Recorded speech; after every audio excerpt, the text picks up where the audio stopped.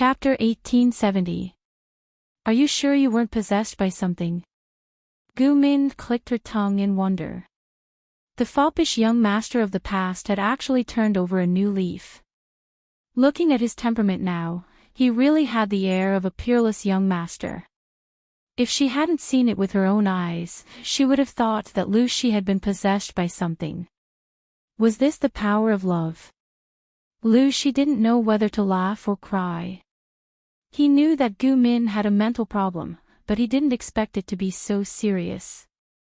People said that she was one of the two beauties, but in fact, she wasn't what she appeared to be. She pretended to be in front of others, but she was her real self. Well, he should be the inside. Ordinary people would praise him as a genius when they heard that he had turned over a new leaf. She was the only one who suspected that she had been replaced. Of course not. Lu Shi looked at her, and his eyes softened. Gu Min got goosebumps. Don't look at me like that. I'm not used to it, Gu Min said. Don't tell me that you still want to marry me.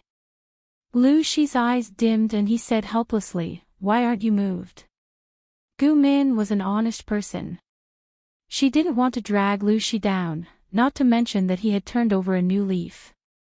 It was too green tea to waste his youth. How should I put it? It's not that I'm not moved. Gu Min tried to save Lu Shi's face and got to the point. Many people make verbal promises, but very few actually put them into practice. You've changed so much in 2 years. It shows that you've really made up your mind. Shamelessly speaking, I was actually quite pleased with myself. But I can't force myself to accept someone I don't like. Gu Min wasn't a love brain, but she wasn't a girl who lacked love. If she were to get married, she would definitely find a man she liked under the premise that their families were of equal status. Anyone could have been considered, but Lu Shi was the only one who was out of the picture. He was the father of Emperor Qin. He should marry Gu Jin and give birth to the future ruler of the world. Gu Min didn't want to ruin the course of history for personal feelings. Regardless of Emperor Chen's relationship, Gu Jin was Gu Min's stepsister. Lu Shi was her brother-in-law. How could an older sister fight for her brother-in-law? Therefore, Gu Min was moved to reject it. Lu Shi's eyes dimmed, but he wasn't too surprised. He could feel whether Gu Min liked him or not. May I know the reason? His first love, which he had fallen in love with because he was blind, had died prematurely. He should at least let him die knowing. There are 3 reasons. Gu Min deliberated and said, first, marriage is about matching families. Between you and me. Even if I agree, my parents won't agree. The outcome was already decided, so why waste energy struggling? Second, I always thought that you liked little Zhen and treated you as a brother-in-law, but you said you liked me. Thirdly, I really don't know what you like about me. Lu Shi was not surprised by the first reason. He was only the 2nd son of the Lu family in Hejin County. It was a bit whimsical for him to marry the daughter of the Gu family. However, what the hell was with the 2nd and 3rd reasons? Lu Shi's good temper, which he had cultivated for 2 years, was broken in an instant. He almost couldn't help but shake Gu Min's head to see if it was filled with water. How old is the Xiaozhen you're talking about? Lu Shi couldn't help but ridicule. That girl is so cunning. Who would like her? Gu Min glared at Lu Shi and waved her sword in front of his eyes. You're saying I'm stupid. Also, little Zhen is such a simple girl. How could she be so cunning? Lu Shi was speechless. This was a standard suicide question. No, you're not stupid. A strong desire to survive prompted Lu Shi to choose to change the topic. He said, well, I'm blind. He was really blind to like Gu Min. Wasn't it enough to be abused once? He wanted to marry her and be abused for the rest of his life. Gu Min had saved him from the back of a frightened horse. Since then, he had liked her. Most likely, there was something wrong with his heart. This time, it was Gu Min's turn to be speechless. The two of them sat opposite each other, staring at each other. It was quite a bit like enemies seeing each other. In the end, Gu Min was the first to retreat. When she left, Lu Shi called out to her and said, "The reasons you mentioned, if I can overcome them one by one, will you be willing to marry me?" Gu Min didn't answer, but she ridiculed Lu Shi behind Xie Qian's back. "That guy won't shed a tear until he sees the coffin. I don't have much interaction with him. I really don't know why he likes me so much." She looked like she couldn't bear to be disturbed. Her mental age was old enough to be called an old auntie. She really couldn't bear to kiss the young Lu Shi. Xie Qian said, "You have to be careful. Lu Shi is not a righteous person. I'm afraid he will use dirty tricks." He didn't know why he couldn't really like Lu Shi. He always felt that the guy wore many layers of fake masks. However, everyone else was praising Lu Shi, which made Xie Qian a little conflicted. Gu Min sneered. "Come on, even if he turned over a new leaf, he's still the same cowardly look. He's still a teenager." Xie Qian looked at Gu Min suspiciously from the corner of his eyes. "You have some misunderstanding about the term teenager." Gu Min said, "What misunderstanding can there be?" Xie Qian said, "Normally, when an aristocrat is Lu Shi's age, the matriarch will help arrange a maid who knows how to deal with people. According to the current social atmosphere, Lu Shi was considered a man, but Gu Min, who was younger than him, looked at him with the eyes of a boy." In Gu Min's mind, a melodramatic drama she had watched many years ago immediately appeared. "Are you saying that Lu Shi will be audacious enough to take advantage of me and then send people to catch me in the act? Then I will have no choice but to marry him." Xie Qian couldn't help but say something good for the poor Lu Shi. Even though Lu Shi is not a righteous person, he is not a vicious person who would use such treacherous tricks. Moreover, you are a noble daughter of the Gu family. Even if you have a lover before marriage, your husband's family won't say anything. The current atmosphere was like this. The noble daughters of aristocrats were a little more open-minded. It was not a big deal to have a close man before marriage. Even if they were caught in the act, their reputation would at most be a little worse, but it would not be so bad that they had to marry Lu Shi. Gu Min said, "TSK, then what am I worried about?" After Gu Min left, Lu Shi, who was in the private room next door, was so angry that he crushed the teacup in his hand. He knew that he had a bad impression of Gu Min, but he never thought it would be to this extent. However, he loved her to the core and couldn't leave her. Lu Shi didn't know what he did wrong to make Gu Min hate him for so many years. What a loser. In his anger, Lu Shi swept the teacup on the table clean and smashed it with a clatter. "Since you said it and slandered me like this, then you really can't blame me. He couldn't bear this bad reputation for nothing." Lu Shi cracked his knuckles. His originally clear eyes seemed to be filled with a deep pool with undercurrents surging under the pool.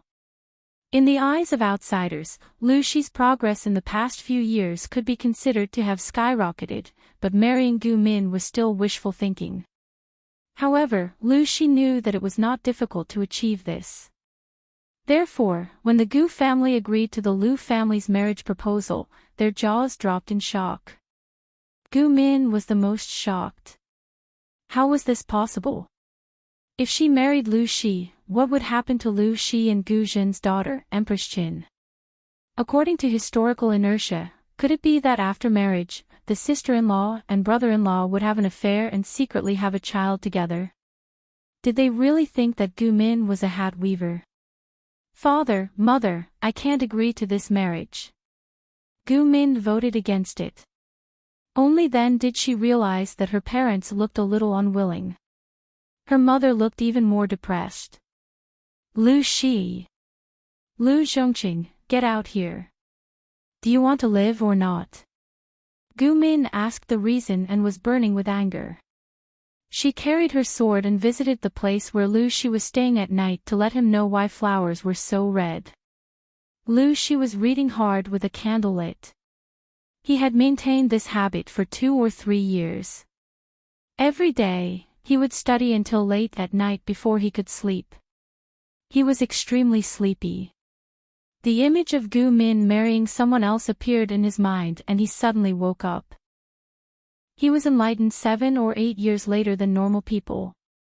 If he wanted to catch up or even surpass them, he had to put in more effort. Therefore, he only slept for 4 hours a day. Knowing that the Gu family had agreed to the marriage proposal, Lu Shi was in a good mood. He read 2 more books and coincidentally ran into Gu Min. If someone saw us having a secret rendezvous here in the middle of the night, I'm afraid they wouldn't be able to explain themselves. Lu Shi got up and opened the window for her. He watched her jump in with her sword and turned around to pour a cup of tea for her. Drink some tea to calm down. Don't get angry. Gu Min took the tea and drank it in one gulp. Her eyes were wide open. You're such a despicable person. Lu Shi blinked innocently. How am I a despicable person? Gu Min said, you deceived my parents with the help of a charlatan and coaxed them into agreeing to this marriage. Don't you feel guilty? Lu Shi's solution was to ask a master to testify. He expressed his determination to his future parents-in-law and promised them a lot of bargaining chips. Only then did he manage to persuade them to agree. When Gu Min heard this, her first reaction was that Lu Shi was itching for a beating again. Deceived. Lu Shi said, Master Liaochen of Hejian, primogenitor Xianhui of Jingyang, and Lord Daoist Xuan of Hanqing can all testify. One master was definitely not enough, so Lu Shi invited a few more. Coincidentally, Gu Min's fate was special. Without Lu Shi's persuasion, the 3 masters all gave Lu Shi the instructions he wanted. Gu Min was still very angry. She wanted to beat Lu Shi up. I like you. That is the love between a man and a woman. Why don't you understand? Gu Min said, you and I are not fated. Lu Shi's face darkened. He asked her, then who should I be fated with? Gu Jin. You are the one I like. Why do you always use Gu Jin as a shield? You should have let me fall to my death. Who would have thought that you would save me? Now I can't let go of you. Gu Min threw her sword on the ground. Lu Shi said, I've wanted to ask you for a long time. Who do you see through me? Gu Min was shocked. She asked, what? Lu Shi said, you see someone else through me. We've known each other since we were young. Although I was naughty for a few years, I studied hard and tried to improve myself. My relatives around me are happy, but you? You seem to think that I can't change. You always look at me with disgust that I don't understand. Ask yourself. Other than the offense I made when we first met, I apologize to you afterward. The impact shouldn't be so deep. These words were, of course, half-truths. Lu Shi was only trying to deceive Gu Min. Who would have thought that he would find out part of the truth? Gu Min said, after I came back, I forgot what happened in the past, but I vaguely remembered something. In the following years, I had many strange dreams. In the dream, there was a man named Lu Shi. He was my brother-in-law. He was a rotten man. My sister was heartbroken by him. She came home many times to complain to me. I valued my sister so much. How could I be nice to such a man? Lu Shi was shocked to hear that. Because of this dream, I was wrongly treated by you for years. Gu Min's previous words were all made up. They were half-truths. In fact, she wanted Lu Shi to give up on breaking off the engagement. She felt a little guilty. I was young at that time. How could I distinguish between reality and dreams? I only felt that you were exactly the same as that despicable Lu Shi. I hated him because of him. A dream is a dream, and reality is reality. Am I that kind of person? Lu Shi suddenly felt wronged. He knew Gu Min's temperament. She had always been open to coaxing but not coercion. If you were unreasonable to her, she could be even more unreasonable. If you softened to her, she couldn't be tough. You're being unfair. As expected, Gu Min's heart softened. She couldn't bear to see the cute boy's pitiful eyes. Even though she knew that Lu Shi was a scumbag in history, she still couldn't harden her heart. Can't you give me a chance? Lu Shi tried to persuade Gu Min, you and I are childhood friends. We know each other very well. When we get married in the future, you can do whatever you want. If you marry the son of an unfamiliar rich man, I'm afraid you won't be so free and easy. Gu Min was unmoved. She would rather be single for the rest of her life than mess up history and prevent her idol from being born. You don't understand. I have my own reasons.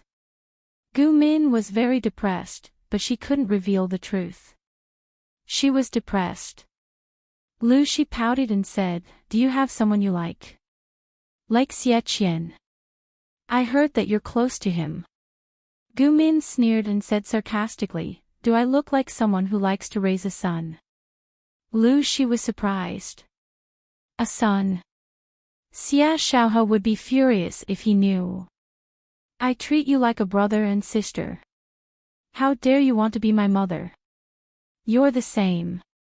You haven't even grown your pubic hair and you still want to marry me. Lu Shi rolled his eyes and pretended to untie his belt. Gu Min was so scared that she jumped up from the ground and jumped 3 feet high. What are you doing? Lu Shi looked like he was going all out. I want you to see if my pubic hair is fully grown. Gu Min couldn't help but spit out a mouthful of saliva when she was being teased by a teenage boy. Pfft. Perverted pervert. After being interrupted by Lu Shi, Gu Min jumped through the window and left. She had forgotten the real purpose of her visit that night. Lu Shi hadn't agreed to break off the engagement.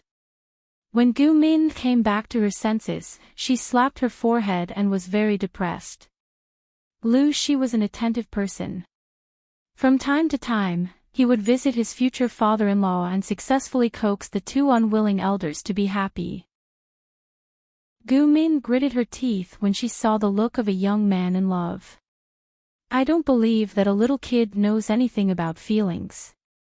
Gu Min ran away from home to drink with Xie Qian again. She couldn't help but complain about Lu Shi's strange behavior to her boyfriend. I don't have much contact with him. I really don't know why he has so many admirers. He doesn't sound reliable. Xie Qian said sarcastically, you're the one who's unreliable. Gu Min said innocently, what about me? Xie Qian shook his head. Gu Min probably didn't know that there were many people who secretly admired her. It was a scourge to have half a man and half a woman. Scholars held poetry gatherings. Not only would there be a thesis segment, but there would also be a martial arts competition. Gu Min would always come out on top. The point was that she liked to wear men's clothes when she attended the gatherings.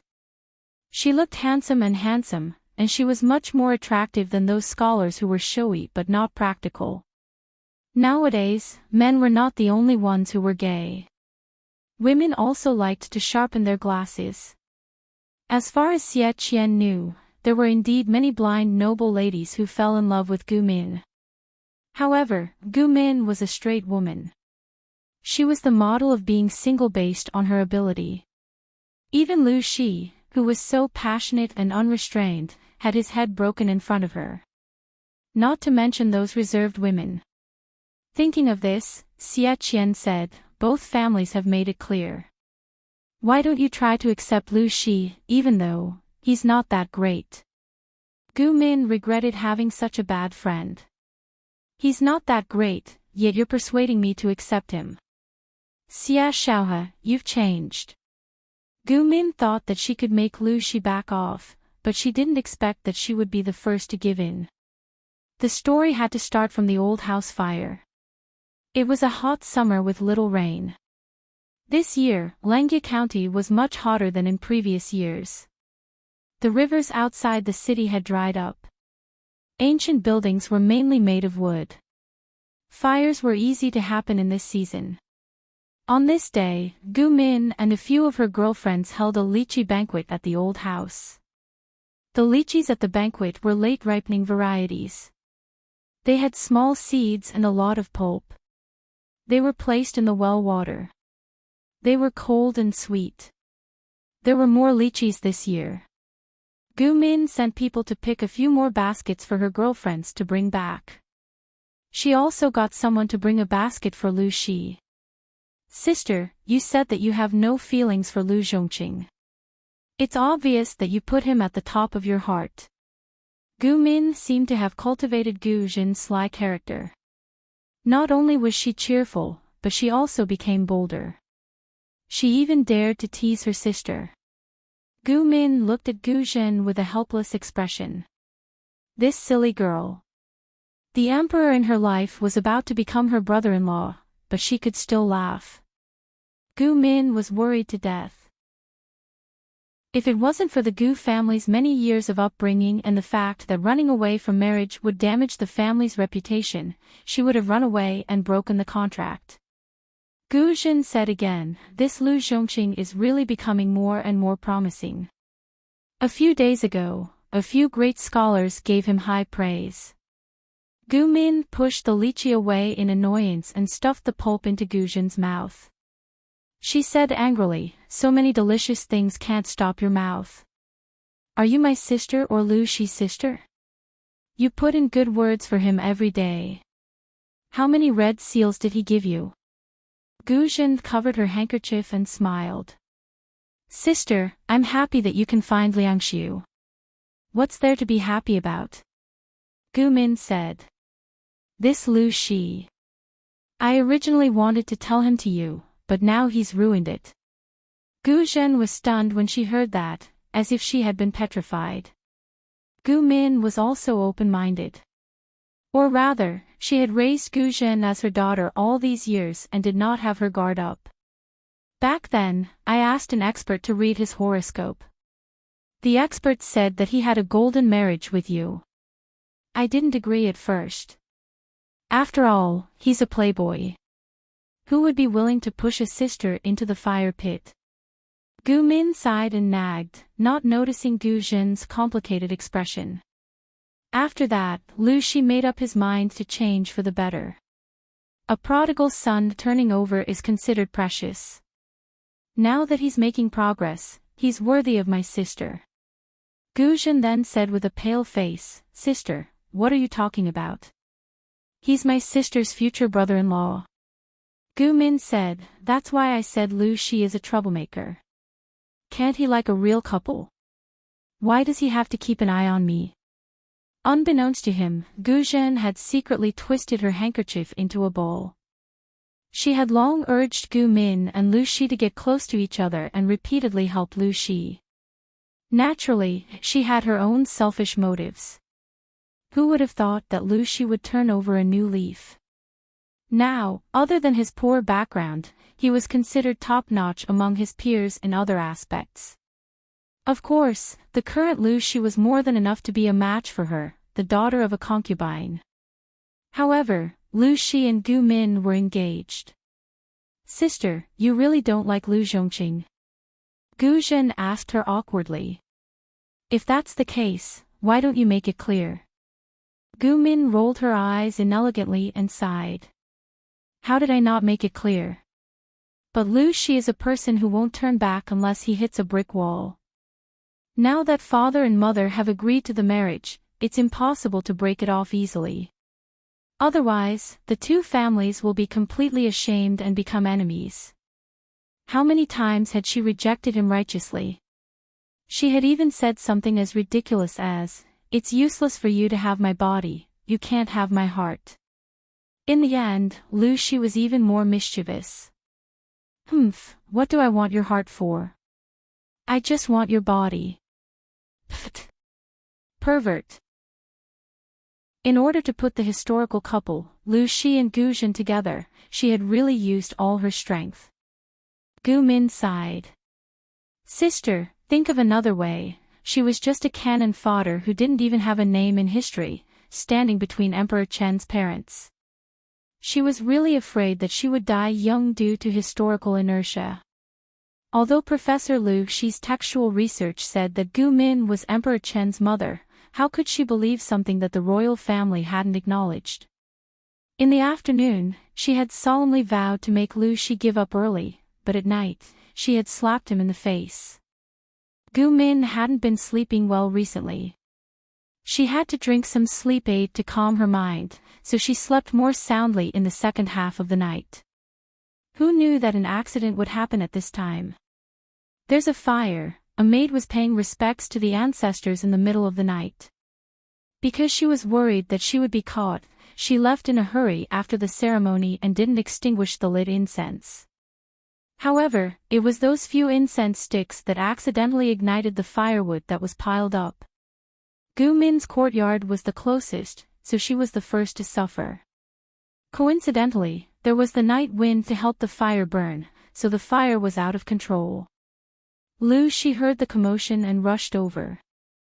The first thing he did was ask about Gu Min's whereabouts. Only then did everyone realize that she wasn't there. You. How did you serve the First Lady? Lu Shi was almost angered to death by these maids. For so many years, Gu Min hadn't blushed at the maids. She rewarded them from time to time and never said a harsh word. How could there be such a good master in the world? These ingrates were good. They only cared about themselves and didn't even know that the First Lady hadn't rushed out of the fire. Lu Shi rudely snatched the thin blanket and the bucket of water from the servant's hands. He then drenched himself from head to toe and rushed in without another word. At this time, the fire burned half the sky red. Everyone could only see the orange flames that shot up into the sky. For some reason, Lu Shi had a strong thought. He wouldn't die if he rushed in, and Gu Min would definitely still be alive. Speaking of which, it was strange that Gu Min was still sleeping well. The area around her bed hadn't completely ignited. They're all asleep now. Lu Shi couldn't care less about being angry. He wrapped Gu Min in the wet blanket and carried her by the waist. Perhaps it was because the noise was too loud, Gu Min slowly woke up. She was shocked by the scene around her. Lu Zhongqing. Ahem. Don't talk. The fire was burning fiercely, but the two of them were extremely lucky and managed to escape from the King of Hell. As soon as they rushed out, the beam that was entangled by the flames couldn't bear the burden and fell down. If the two of them had been one step slower, they would have been crushed by the beam and buried in the sea of fire. It took Gu Min a long time to wake up from the after-effects of the calming soup. She looked at the boudoir in the sea of fire, her face pale. Just now, she was almost burned to death in her sleep. She had been in the ancient times for so many years, but it was the first time she had encountered such a big fire. It just had to be 1 month after her engagement with Lu Shi. Could it be, was history trying to correct her, the bug who had interfered with Emperor Chen's parents? Gu Min trembled in fear. Lu Shi didn't care about his embarrassment and hugged her tightly, comforting her with a gentle voice. Lu Zhongqing, did you want to die just now? Gu Min suppressed the guesses and fear in her heart. She turned her head and saw that half of Lu Shi's long hair was burnt. His sleeves and clothes were also burned clean by the flames. She felt a myriad of emotions in her heart and couldn't help but say, "You almost died. If I didn't go in, you would have really died." Lu Shi used his hand to extinguish the flames at the end of his hair and smiled bitterly. "So what if I die? At least I'll die with you. At least I'll fulfill my wish. I don't ask to be born on the same day of the same month and year, but I ask to die on the same day of the same month and year." Gu Min swallowed the words that almost slipped out of her mouth. She gritted her teeth and said, "It's all because of you." Lu Shi was very innocent. What does this have to do with me? Gu Min felt wronged. If I ruin your marriage, I'll be struck by lightning. This is retribution. What you said is somewhat reasonable. Lu Shi nodded in agreement. Then if you marry me and complete this marriage, God won't make things difficult for you. You are my God's match. Gu Min was angry. I'm being serious with you, and you're still being naughty. She moved to another courtyard after her boudoir was burned down by the fire. It had been a few days since the fire, but she still couldn't get rid of the aftereffects of the incident. Instead, she fell deeper and deeper into it. She couldn't concentrate, and Lu Shi's solemn words often rang in her ears. It made her heart beat erratically. Occasionally, she couldn't help but blush. She inexplicably felt that Lu Shi was actually a little handsome. Pfft! Who's God's match with this pervert? Even though the outside world had a lot of praise for Lu Shi, in Gu Min's eyes, he was still a steady playboy who deserved to be beaten and scolded. What kind of gentleman was as gentle as jade? It was all an illusion. Lu Shi's mouth was still annoying and poisonous. Every time, it could make people half dead. In order to make Lu Shi completely give up, Gu Min simply asked him to go to the Shangfu Temple in Hejin County to pay a visit to Master Liaochen. Master Liaochen was a real swindler, and Gu Min and he could be considered friends despite the difference in age. He also vaguely guessed her secret, so Gu Min was very relaxed in befriending him. She didn't have to worry about exposing herself one day. Lu Shi was taken to the side by the novice monk to play with the mud. Gu Min looked distressed as she told her friend about her difficulties.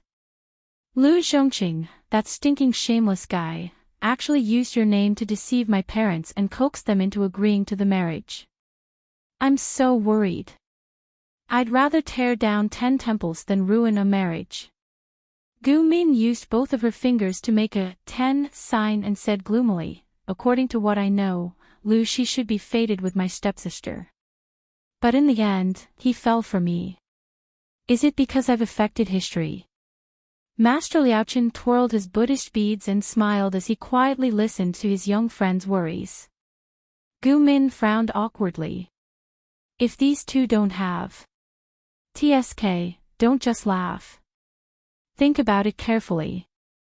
Where should I get an Emperor Qin who can unify the 9 states to compensate the people of the world? If history changes because of this, I'll be a sinner. Liaochen said, isn't it good to let nature take its course? Gu Min said solemnly, no, if Emperor Qin doesn't come into being, according to the research of our historians, I'm afraid it will take another 1,000 years before we can enter that kind of prosperous Taiping. The Jiang dynasty was established for more than 300 years, and it was peaceful for more than 300 years. According to the situation of my era, as long as the country doesn't court disaster, the peace can continue for a long time. If history changes, who knows how many more people will die? Liaochen said, according to my understanding of you, you also have feelings for almsgiver Lu, even if you don't realize it, that's not important. Gu Min waved her hand and said, what's so great about love? How can it be compared to the trend of the world? She was a little distraught. Lu Shi kept pestering her, but she wasn't cold-hearted. She was more or less tempted, but she couldn't be tempted. In the end, she could only blame Lu Shi for not seducing her. Wouldn't it be better to obediently follow history and be the father of Emperor Qin? Gu Min suddenly thought of something and said gloomily, it's okay if you don't talk about this, but I get angry when you mention it. How can you help Lu Zhongqing testify and say that he and I are fated to be married? If the two of us don't work out, I'm afraid I won't live long. My parents were fooled by this. Liaochen smiled. A monk doesn't lie. Gu Min sneered. All right, you've lied in front of me many times. Your credibility is ruined. I don't believe a single punctuation. The two of them looked at each other quietly. Gu Min's smile faded, but Liaochen was still smiling. Don't lie to me. Gu Min's face turned pale. Liaochen said, I never lie. Perhaps the history you know is not the whole picture. Impossible, the royal family has never acknowledged that Emperor Chen's mother is someone else. Almsgiver Lu came to me, and I have secretly calculated for the two of you. There is indeed a fated marriage, Liaochen said. A long time ago, you said that Lu Shi's daughter has the potential to ascend to the throne. I have also calculated, and Lu Shi does have this fortune. Gu Min was confused by his words. Cut it short and simplify. You know I'm not as smart as you. Liaochen said, Ziwei's descent is fate. It will come. Why don't you let nature take its course? Gu Min said, Are you saying that I'm overthinking? Liaochen stared at her, and Gu Min was terrified by his stare. Liaochen speculated, the Emperor Qin you mentioned is probably the same as you. He had carefully calculated Lu Shi's fate with women, and there was nothing special about him.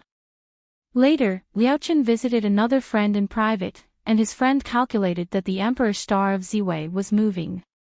Calculating the years, it was probably when Lu Shi's daughter was 11 or 12 years old. Combining this with Gu Min's special case, Liaochen couldn't help but think.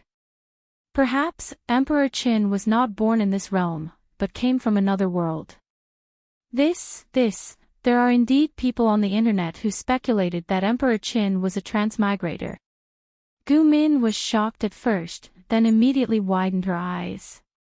She said, after all, according to the information provided by the imperial family, Emperor Qin was a nobody among the noble ladies before she was 12 years old. After she turned 12, she suddenly had unparalleled martial arts, and her temperament changed drastically.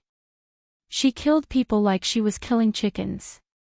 Even if there was an unofficial history saying that she met an immortal by chance, there shouldn't be such a drastic change. Liaochen, you mean? Emperor Qin doesn't care who her parents are, and she will come when she is supposed to? If she really was a transmigrator, it really had nothing to do with who her parents were. Liaochen said, she and Lu Shi are fated to be father and daughter. In other words, a change of mother wouldn't have much effect on Emperor Chen's descent, as long as the father wasn't the old man next door. Gu Min was speechless. Her worldview was shattered. Liaochen laughed, this matter concerns the future of the world, and the fate of Ziwei. Please consider it carefully. Gu Min couldn't help but support her Qing. Are you sure you didn't collude with Lu Shi to lie to me? A monk doesn't lie. Gu Min said, if that's the case, it's not that I can't give Lu Shi a chance. It's better to find someone familiar and easier to bully so that I can live comfortably. But when I think about how Lu Shi was supposed to be my brother-in-law, I can't get over it. Liaochen said helplessly, how do you know that history is definitely true? Gu Min asked in surprise, what do you mean? Liaochen said, Lu Shi and Gu Zhen were indeed fated to be husband and wife, but the two of them were not fated to have children, including those who were born and those who were not. Although my skills are shallow, I can still calculate this. If that's the case, how can you be sure that the Emperor Qin you know is Gu Zhen's daughter? Gu Min's face turned pale after hearing this. Liaochen lightly threw another bomb at her. I remember you said that the later generations found that the time of Emperor Chen's birth and Gu Zhen's marriage to Lu Shi were different. This was also one of the strong pieces of evidence for the scholar to overturn that Gu Zhen was the birth mother. Gu Min frowned. I did say that, but other than the fact that Emperor Chen's mother wasn't Gu Zhen, there was another inference. The unofficial history said that Gu Zhen was discontented after being widowed and had a rendezvous with a strange man. That was why she married Lu Shi with the child in her womb. Liaochen laughed. I also said that the child should be Lu Shi's bloodline. Then, Gu Min's face turned pale when she heard this. Then, the child's birth mother was someone else. Even if Gu Min was slow to react, she still understood the meaning behind Master Liaoqin's words. At this moment, Gu Min suddenly remembered the details before she transmigrated. When she taught Lu Shi that Emperor Chen's birth mother was Gu Min, she curiously went online to search for information about Gu Min. There were very few records, and the few sentences were obtained from unofficial history inscriptions and miscellaneous discussions. According to these written records, the historical Gu Min had congenital dementia. According to Professor Lu Shi's research, congenital dementia was due to being born too late, resulting in a lack of oxygen in the womb and abnormal brain development. In addition, Gu Min's year of death was uncertain, but it was definitely after the birth of Emperor Qin and before Gu Zhen married Lu Shi. Time was so sensitive, Gu Min suddenly felt very frightened when she thought about it. Liaoqin said, "History is history, but people are in the present. Donor, you must not be affected by it."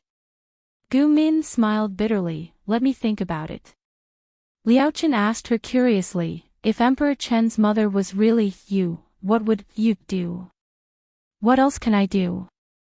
I'll just take it one step at a time. Most people will still follow the course of history. After all, that future is really beautiful. I hope it will come as soon as possible, so that more people can enjoy that kind of happiness. I've lived in this era for so many years, and with every day that passes, the thoughts in my mind become stronger," Gu Min said, "but, Lu Shi, I really don't know how to treat him." Even if she had a good impression of him, Gu Min felt uncomfortable when she thought of the things that Lu Shi had done in history. Logic told her that she should treat him differently, but she couldn't do it emotionally. At that moment, she was very conflicted. After saying goodbye to Liaoqin, Gu Min was still a little distracted. Lu Shi was angry when he saw her and couldn't help but grab her wrist and drag her to the backyard of the temple. The backyard was filled with pine and cypress trees, full of lush greenery. The cicadas were noisy, but it couldn't cover up Lu Shi's anger and sadness at that moment. "Gu Min, do you have a heart or not?" Gu Min's emotions were in a mess, and the cicadas around her made her even more upset. She said angrily, "How am I not having a heart?" Lu Shi angrily pressed her hand against his chest and questioned, "If you have a heart, why did you force his actions on me for the man in your dreams? I'm innocent.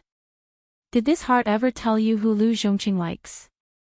In the face of such a strong and straightforward confession, even Gu Min, who had lived 2 lives, couldn't handle it, not to mention that she had some feelings for Lu Shi. Her cheeks were dyed red, and she tried hard to withdraw her hand, but Lu Shi wouldn't let go. He would rather wrestle with her than let go. Gu Min tried a few times, but her wrist was still swollen from Lu Shi's grip, and he still wouldn't let go. She was so angry that she scolded him. "Lu Zhongqing, do you want to break my hand? I also want to break your leg." Lu Shi was silent for a moment, then suddenly clenched his teeth and said, "Then you can't leave." Gu Min secretly cursed. Lu Zhongqing didn't walk the path of a scumbag, but instead ran in the direction of a sickly person. A sickly person was a sickly person, but not her. "You can't beat me." Gu Min cruelly exposed the truth. Not to mention Lu Zhongqing, even the world's top generals could at most fight her to a draw. Even though she didn't know the origin of Emperor Chen's body refining technique, it was indeed very strong and abnormal. There were even people on the internet who guessed that Emperor Qin came from a galaxy with a high civilization, and by chance, he had transmigrated to the ancient times, which perfectly explained all the doubts left in history. Of course, these guesses had no basis, and the imperial family had never commented on them.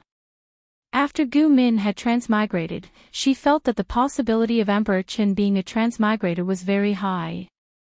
Perhaps, she could do something for him. "Then kill me, or else I won't let go." Lu Shi almost threw caution to the wind. "We're already engaged. If you still won't marry me, then you can marry someone else."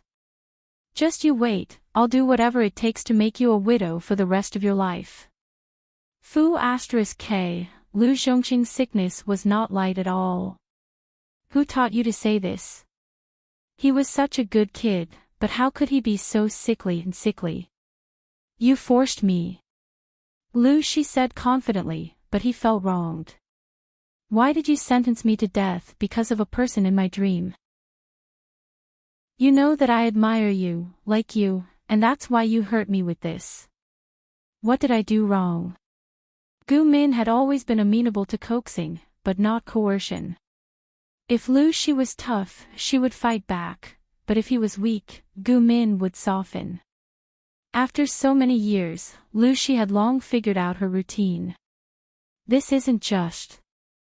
Gu Min opened her mouth to explain, but accidentally met Lu Shi's bloodshot and watery eyes.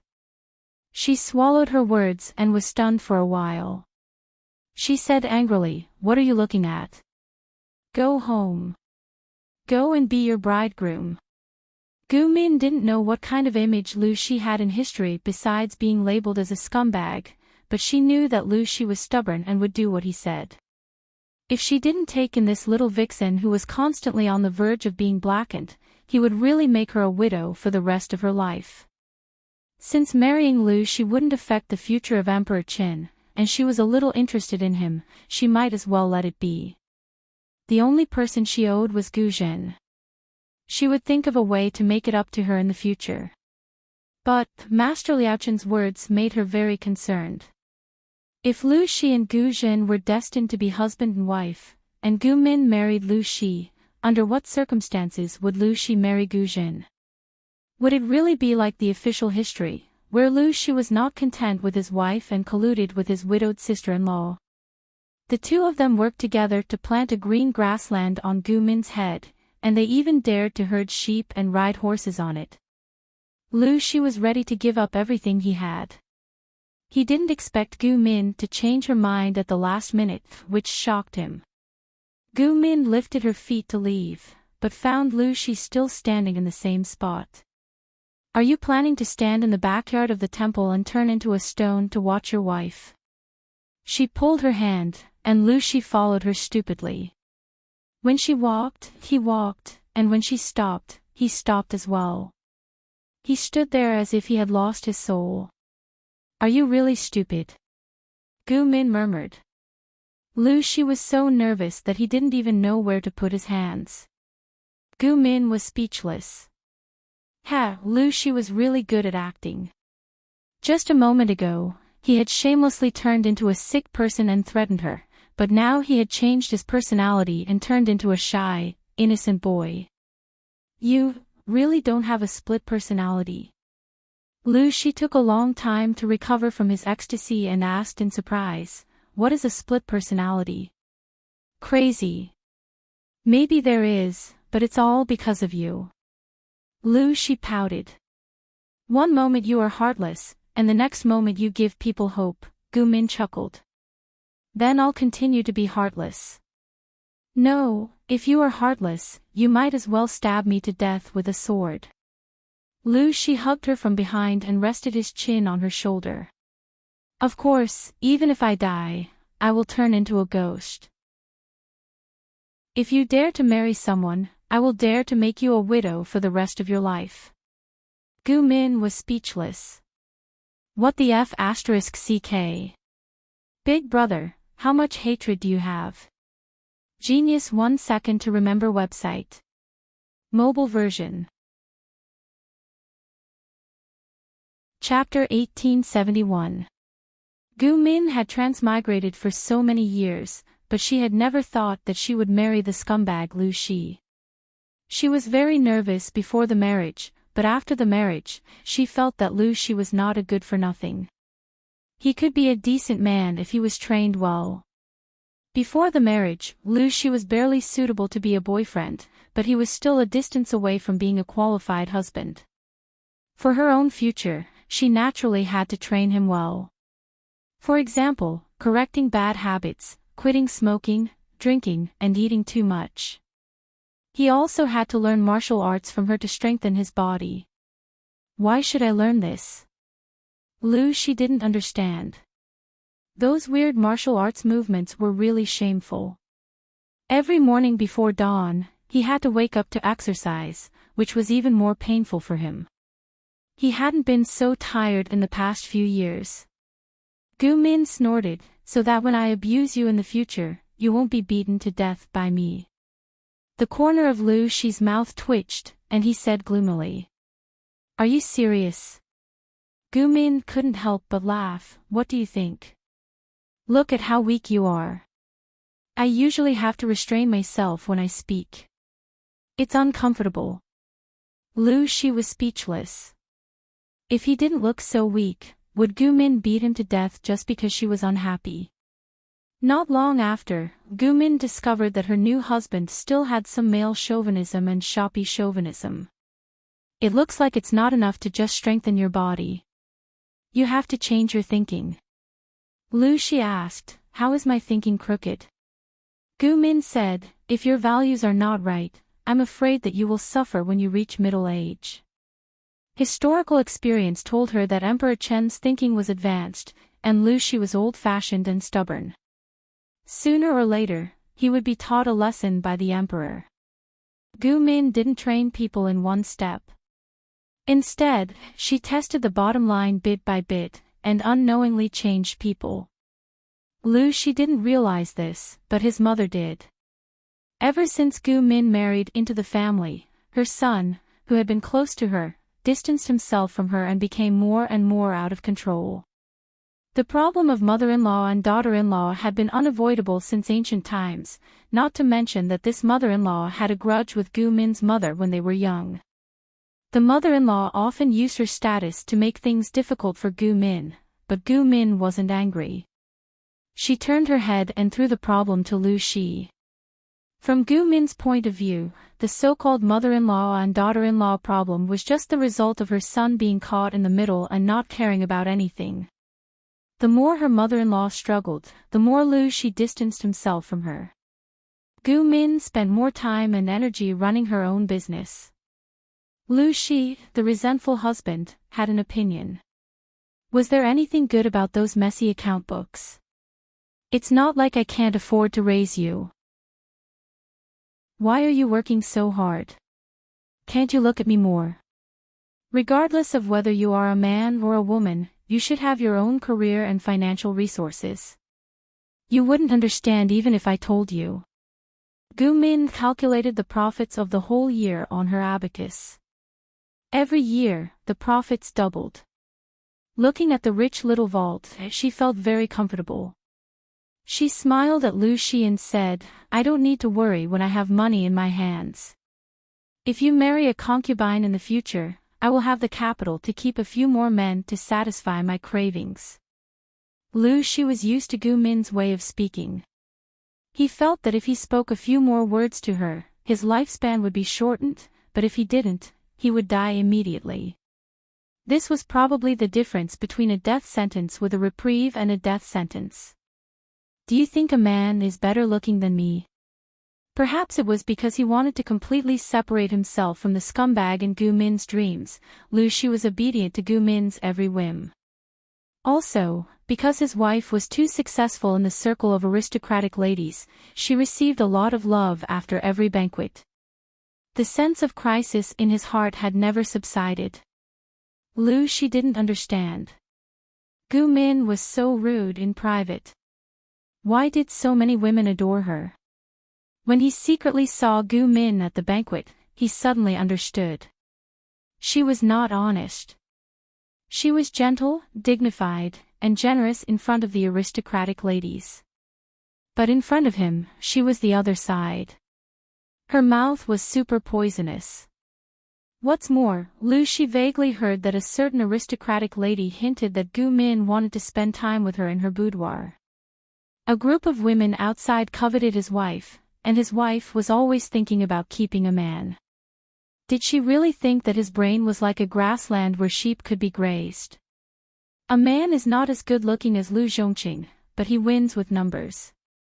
You have to know that the same face will lose its freshness after looking at it for a long time. Lu Shi gritted his teeth and said, "You really dare to say anything?" Gu Min said with a smile, "I dare to do anything." Lu Shi gritted his teeth and said, "Take a concubine." "I will never take a concubine in this life. Don't even dream of keeping a man.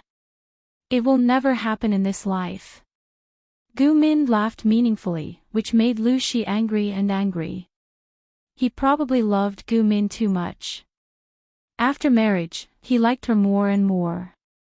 Gu Min didn't have the gentleness and kindness of ordinary women, but he liked her very much. Perhaps it was as his mother said. His brain was poisoned and he was completely hopeless.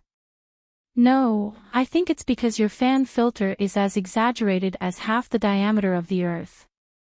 Gu Min listened to her husband's daily analysis of confessions and couldn't help but ridicule him. "What is a fan filter?" Gu Min smiled and said, "When you love someone deeply, your eyes will always see the good points and ignore the shortcomings. That is the fan filter. The thicker the fan filter, the more exaggerated and hopeless it is. Even the shortcomings of the other person are regarded as the standard." Lu Shi pinched his chin and said, "I'm probably hopeless. You're the only one who can save me." Gu Min continued, "Not only that, I also suspect that you have masochistic tendencies." Lu Shi blinked and humbly asked for guidance. "What is a masochist?" Gu Min rubbed her chin and said, "A masochist is a character with masochistic tendencies and psychological tendencies. You have masochism." Lu Shi didn't agree with her judgment. "Only to you. It wasn't masochism." He just couldn't bear to hurt Gu Min. He hoped that she could belong to him and that he could bring the best to her. Gu Min couldn't help but blush. She wasn't cold-hearted. How could she stand Lu Shi's confession every day? The two of them had been married for a year and had no children. Lu Shi's mother was very unhappy. She made the decision to send Lu Shi a maid with the intention to discuss Gu Min, but in the end, Lu Shi sent them all back. "It's enough to have her as a son. I still have my brother to carry on the family line." Lu Shi wasn't the eldest son, nor was he the only son. He really couldn't bear to let Gu Min suffer. Most men in the world only knew how to plant seeds and wait for the flowers to bloom and bear fruit. They didn't know how terrible it was to have a child. Lu Shi broke into a cold sweat just thinking about it. The story started half a year ago. Gu Min followed him out to study and play. On the way, they met a pregnant woman who had been imprisoned by bandits for several years. She had finally escaped, but she was 7 months pregnant. She couldn't bear the torment of Gu Min and gave birth halfway through the journey. If no one had discovered her, she would have most likely died along the way. Although Lu Shi didn't agree with Gu Min giving birth, he couldn't go against her wishes. It was at that time that Lu Shi saw how the woman gave birth with his own eyes. He was so scared that he didn't recover for a whole month. The child's head popped out from that place. There was blood everywhere. Lu Shi's legs turned to jelly. "Were you scared?" Gu Min accepted it well. She came from the future. In the 3rd grade of primary school, relevant physiological knowledge was taught. Both boys and girls learned it. The content of the course was not only about the biological differences between men and women, but also how to conceive and give birth. There was also personal hygiene. The teaching was quite comprehensive. The royal family said that sex was human nature. It wasn't shameful and there was no need to avoid it. Even though she had learned theoretical knowledge, it was her first time helping someone deliver a baby. It was said that in ancient times, women had weak bodies and narrow pelvises. The risk of childbirth was high. It was different for modern women. Almost every generation practiced physical training. The difficulty and risk of childbirth were greatly reduced. Not to mention other things, just this alone was enough to praise Emperor Qin to the heavens. He was simply the best friend of women. Lu Shi's face was pale. Will you be like this in the future? Gu Min said. Yes. Lu Shi's face became even uglier. He was walking on air. In the first year of marriage, he had hoped to have 2 children early. Now, he was terrified. His mind was filled with all kinds of thoughts of dystocia. Fate was so wonderful.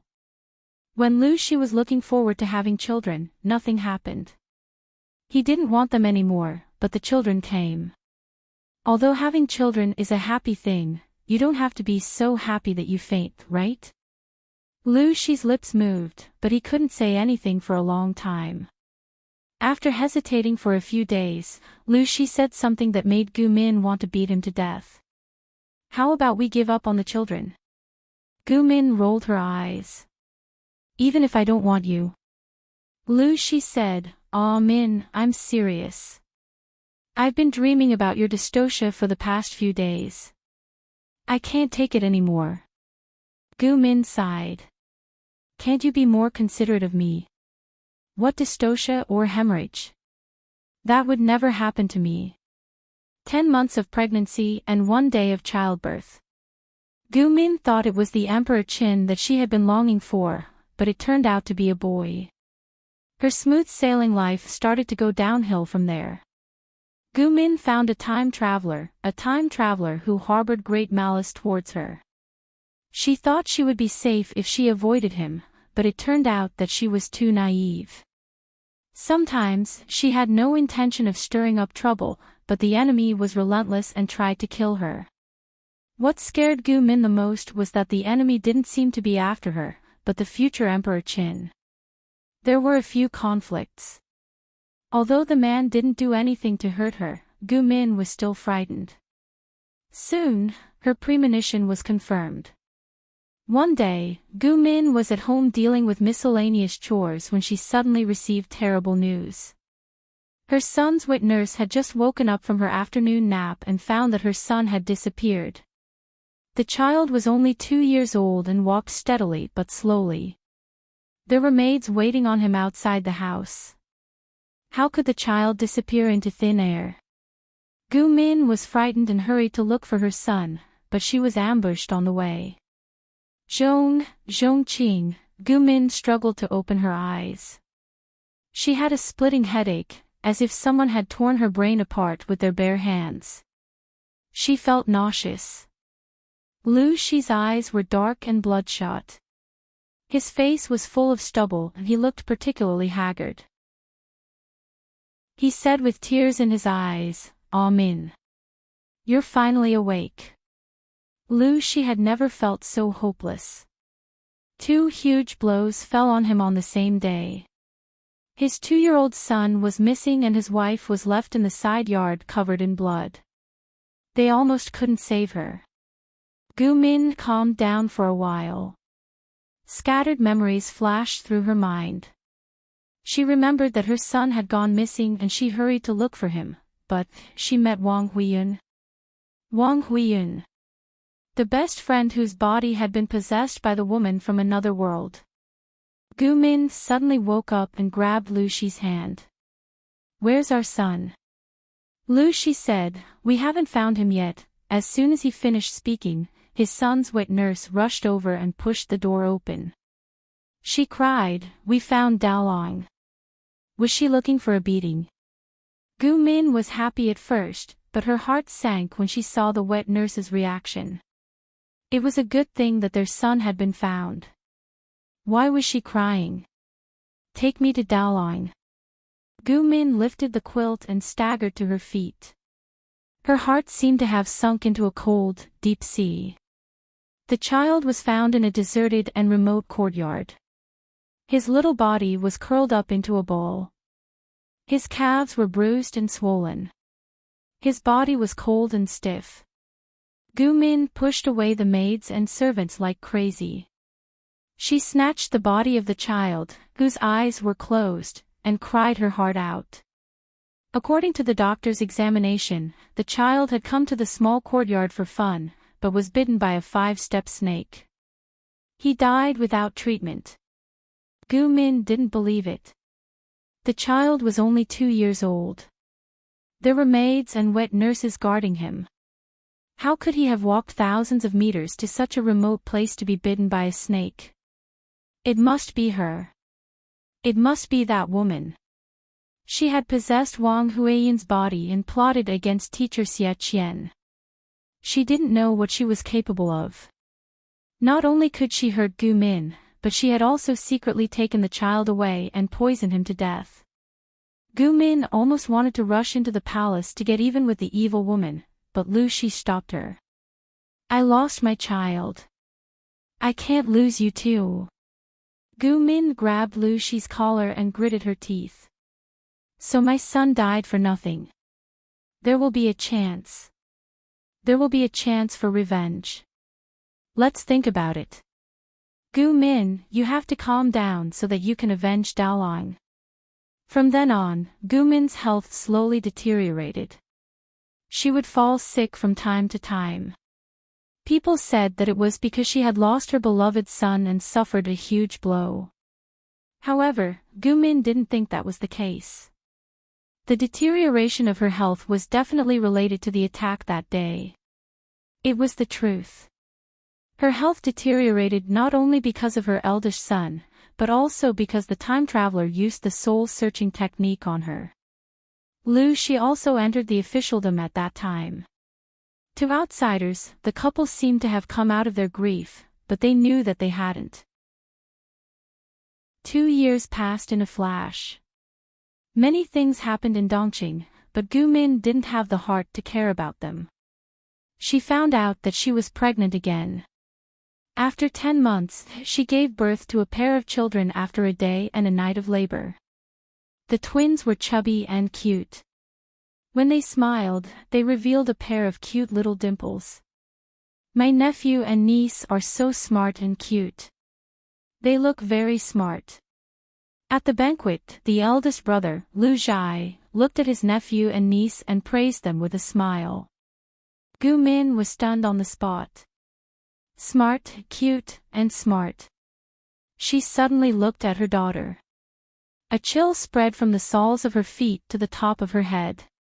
Not long after the banquet, Gu Min found an excuse to bring her daughter to Shangfu Temple to see Master Liaochen. After a round of examination, Master Liaochen didn't look very good. This was because the baby girl's soul was complete. Her eyes were clear and lively. She could clearly call out father and mother when she just turned 1 year old. No one knew what the two of them talked about. Gu Min left with her daughter with a dead expression. She went back to Langya County to see Master Yuanjing. Chun En, I beg you to think of a way.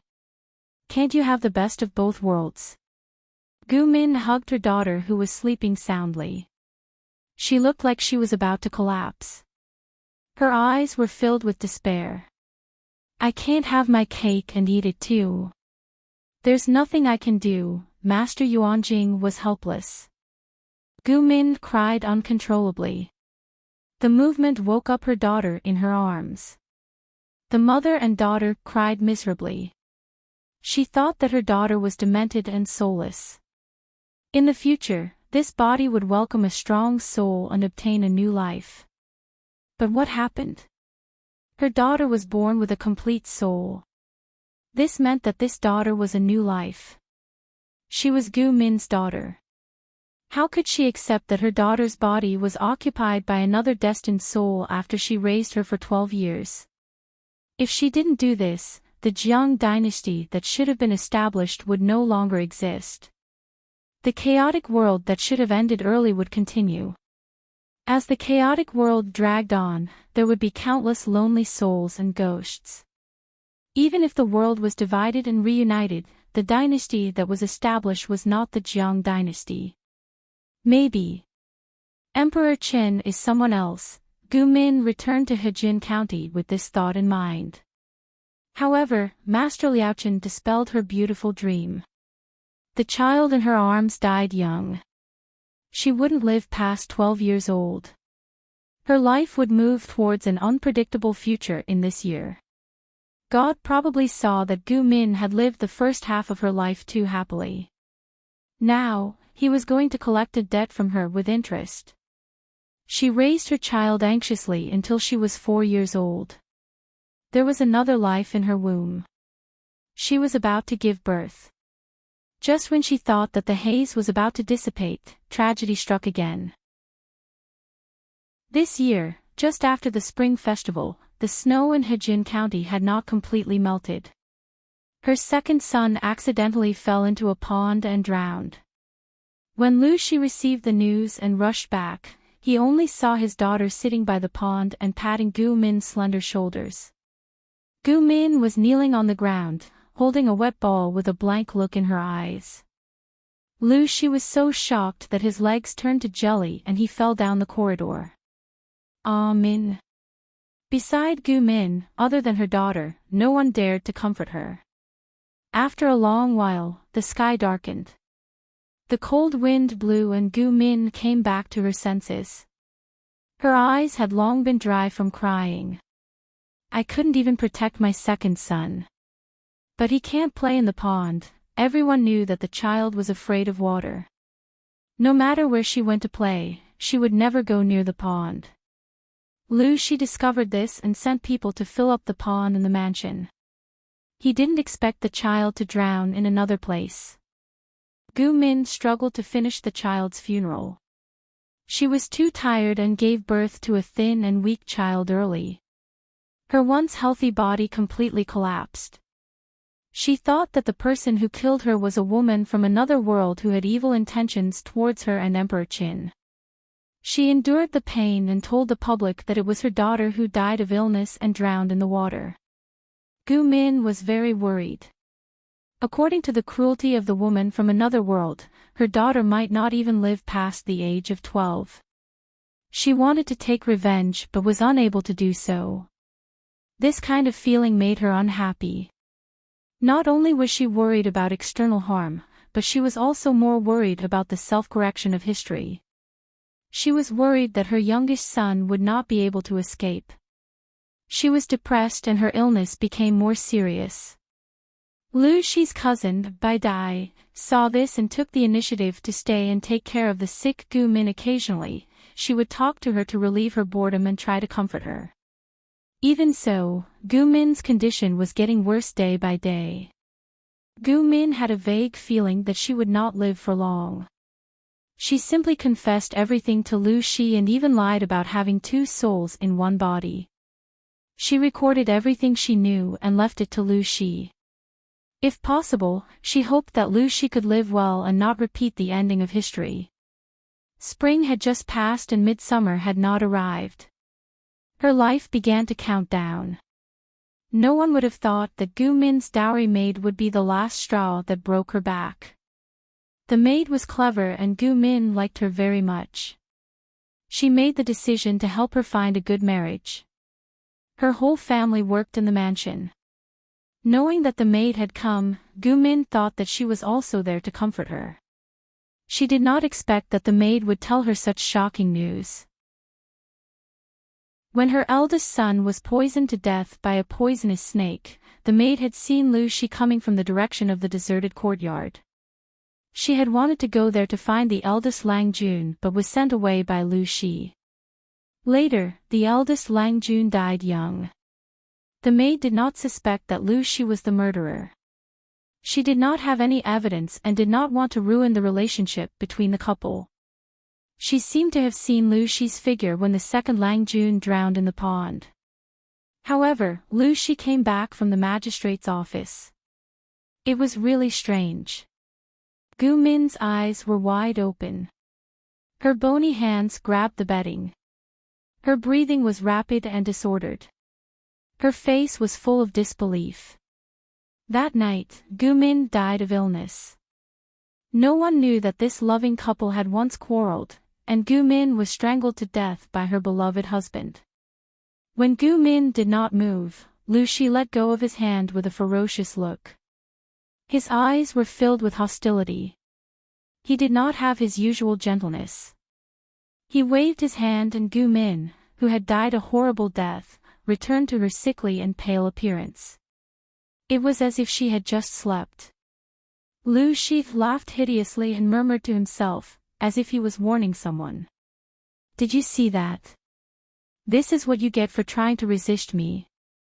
The so-called Lu Shi was just a part of his 7 emotions and 6 desires. He was just a thing that could not even be counted as a life. How dare he try to resist him again and again?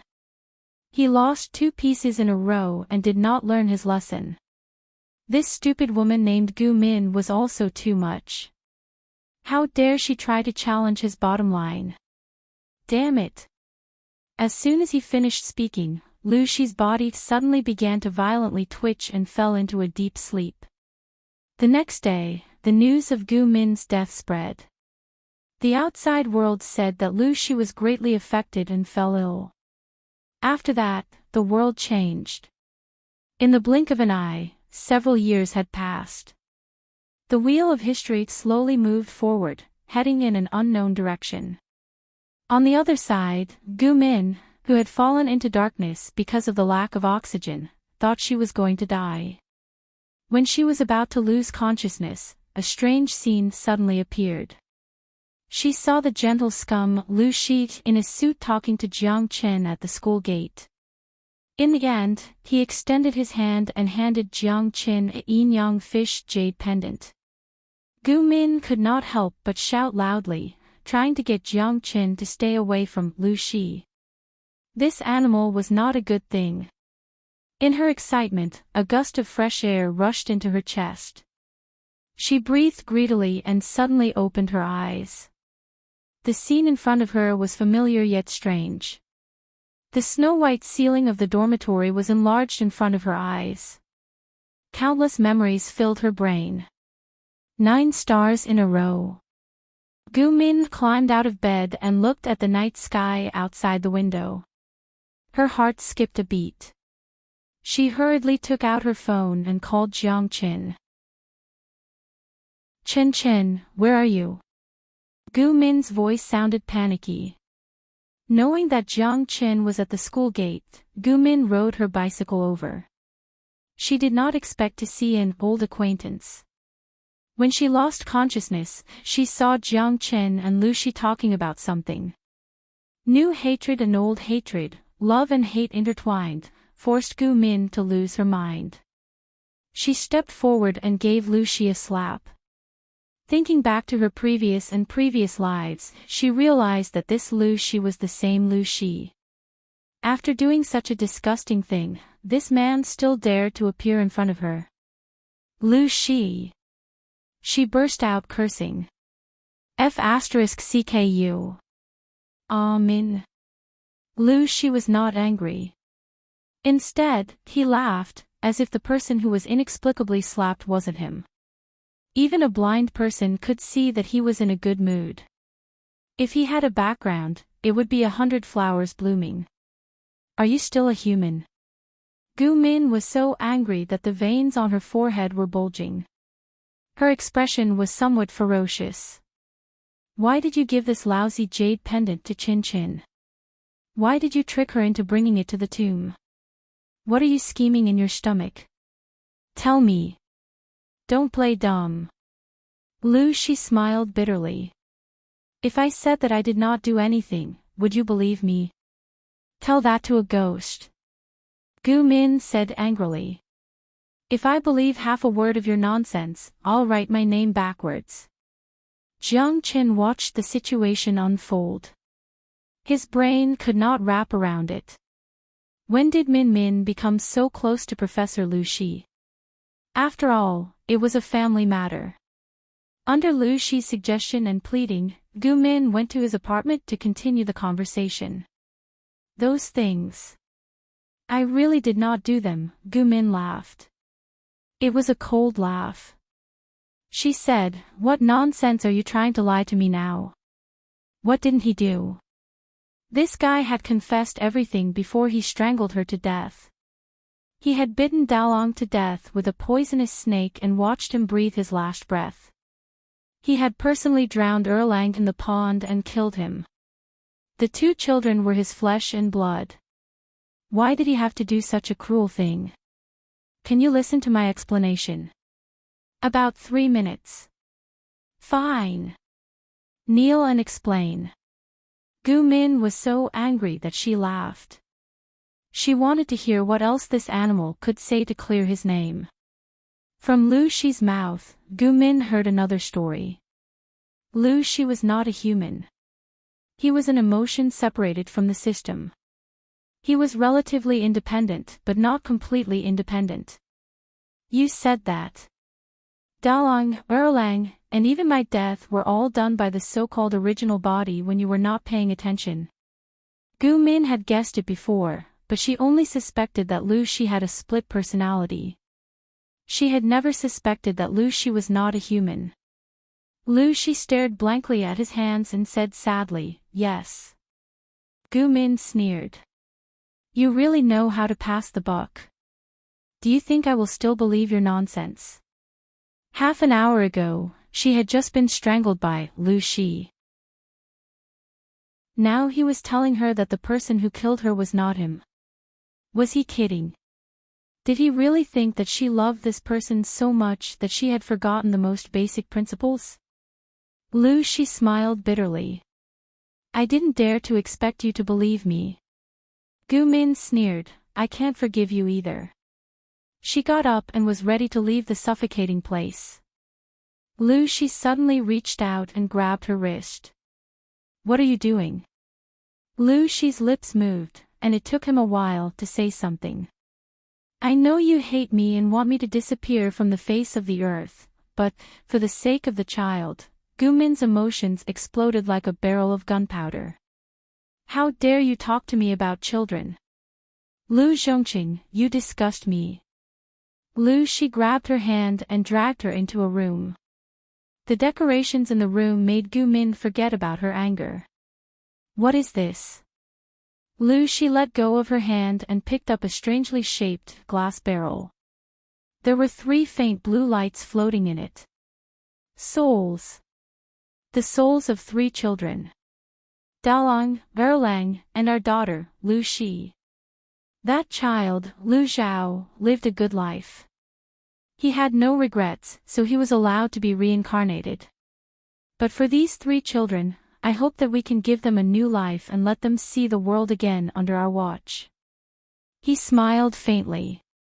The souls of these 3 children were the motivation that had kept him waiting for more than 100 years. He had searched for Gu Min for a very, very long time. From the time he watched her grow up, he had been hiding in the dark, not daring to show himself. It was only when she became the Gu Min that he was familiar with that he felt that his endless wait had finally come to an end. I made a deal with that Empress Chin that you spoke of.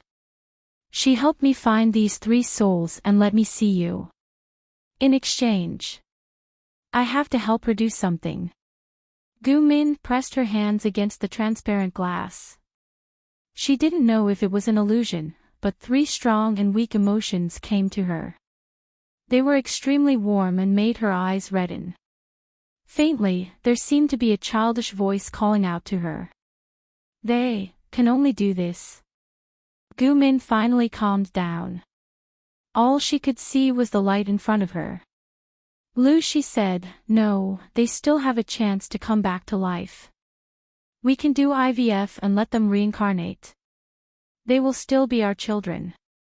Gu Min looked at him suspiciously. After a while, she asked, price? What is the price? What did you promise Empress Chin? Lu Shi smiled. A small matter. A small matter. Gu Min didn't quite believe him. She didn't believe a word Lu Shi said. She had to think carefully about every word he said. Yes. Lu Shi smiled. A small matter. It's not worth mentioning. Compared to Gu Min and the children, it was a small matter. He was the system's 7 emotions and 6 desires, a part of the system itself. Jiang Pingji wanted to collect the entire system to perfect the sword, and Lu Shi couldn't escape. Because of Lu Shi's special nature, Jiang Pingji couldn't absorb him like she did with other systems. Lu Shi used himself as a bargaining chip and made a deal with her. I will accompany Gu Min for a lifetime. When she dies of old age, I will kill myself and return to the sword. What do you think? He had a promise with Gu Min for 3 lifetimes. Now, he could only accompany her for a lifetime. It sounded regretful, but for Lu Shi, it was enough. Lu Shi knew Gu Min well. He knew her softest heart. After all, he was also a victim. Gu Min wouldn't vent her anger on him when she calmed down. She would forgive him for the sake of the 3 children. Lu Shi's plan was very thorough. He had calculated countless times over the past 100 years. He had calculated every reaction and every move of hers clearly. He knew exactly how to deal with it. The development of the matter was indeed as he had expected. Lu Shi was dragged by Gu Min to get their marriage certificate the next day. She didn't want the children to be born out of wedlock. After getting the certificate, they went to the hospital to prepare for the test tube. That's too fast. Anne. I don't think it's necessary to do a test tube at our age. You still want to touch me? Gu Min sneered. You are my teacher now. How could a teacher and a disciple be together? Lu Shi was speechless. What era are we in now? Gu Min also thought about it. She felt a headache coming on. Her academic results were not very good, and she had lived in ancient times for more than 20 years. In the end, she even forgot how to type on her phone.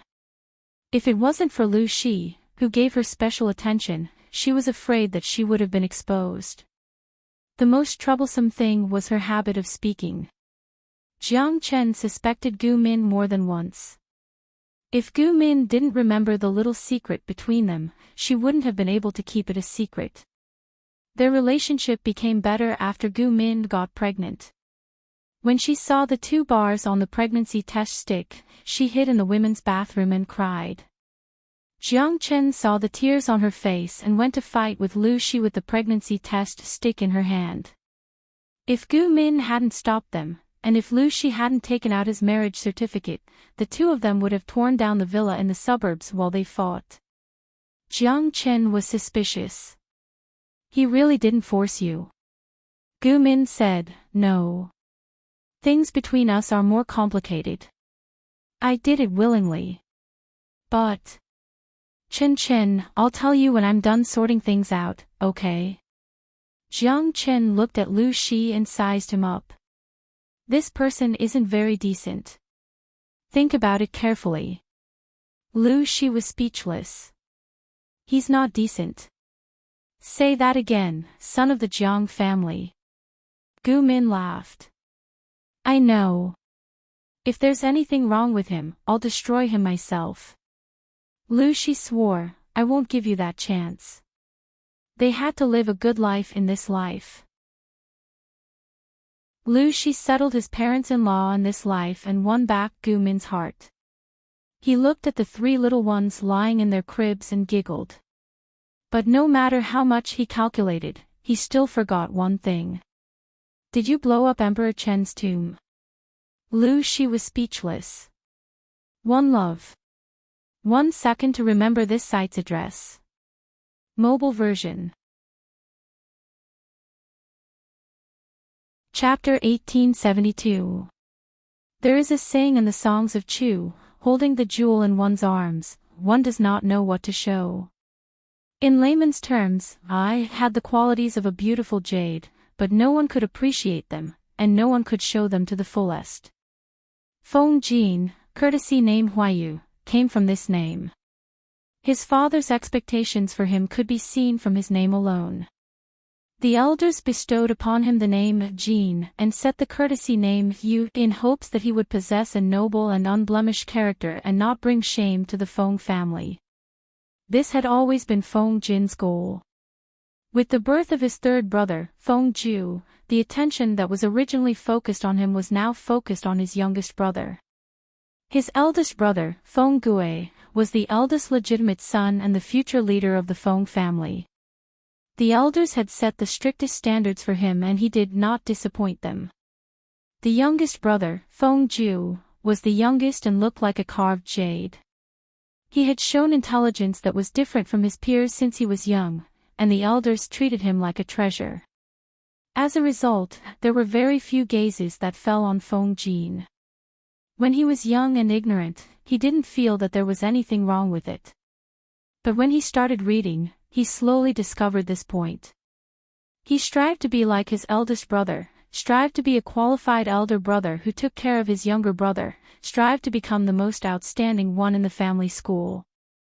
He put in 120% of his effort, but what made him disappointed was that the results he obtained were not as good as his eldest brother and third brother's efforts. Feng Jin felt sad because of this. He didn't know what he did wrong. Until the words of an elder from the same clan woke him up. You want to fight with your big brother. Feng Jin's excellence was obvious to all. There were countless people who wanted to curry favor with him, but there were also countless people who hated him. An adult's mind was different from a child's. In their eyes, a child's innocent actions might be scheming and malicious. Feng Jin was stunned for a long time. His mouth opened and closed, and he only managed to squeeze out a sentence after a long while. My brother is the eldest son of the D family and is talented. How would I dare to have such thoughts? The Feng family was known for its upright family style, and it was a taboo for brothers to fight against each other. They also had detailed rules for the inheritance of the family business. Unless Feng Gui committed an unforgivable mistake, his position as the successor would be as stable as Mount Tai. Feng Jin also had no intention of competing with his elder brother. The elder said, since you don't have such intentions, then you should learn to avoid arousing suspicion. Feng Jin was embarrassed and did not speak for a long time. He only felt his cheeks were burning and uncomfortable. There was an indescribable pain in his heart. Even the 5 fingers have different lengths, and the human heart is located on the left side of the chest, not in the center. You have to understand these words. Feng Jin naturally understood this, so he left the family school and went to Shangjing to study. During his study tour in Shangjing, Feng Jin met many people, including the eldest son of the Meng family in Cangzhou, Meng Heng. Looking at Meng Heng's situation, then looking at his own brother, Feng Jin's horizons were broadened. He muttered to himself that the Mengs were really unscrupulous. They treated their eldest son like trash. If Meng Heng had not introduced himself, he would have thought that he was a poor scholar from a poor family. Meng Heng occasionally talked about his relatives, including Lu Shi, the son of Hu County Chief Lu Shi. Before seeing Lu Shi in person, Feng Jin did not have much of an impression of him. He only knew that such a person existed in this world, but he did not have a specific image in his mind. Feng Jin had never thought that he would be involved with this person. Looking back many years later, Feng Jin felt that he had been too naive. When they first met in the bandit stockade, Feng Jin appeared in front of Lu Shi in the most embarrassing state. At that time, he was escorting the 4th prince, Wuma Jun, to escape from many pursuers, and finally fell into the pit named Lu Shi. Without a doubt, Lu Shi was a person who left a deep impression. She was obviously a woman, but she pretended to be a man. She looked weak and slender, but she had the strength to fight 1,000 people alone. Feng Jin always had a doubt. If Lu Shi had such talent, why would he fall into the bandit stockade with a group of noble ladies and be so embarrassed? Thousands of questions were stuck in Feng Jin's throat.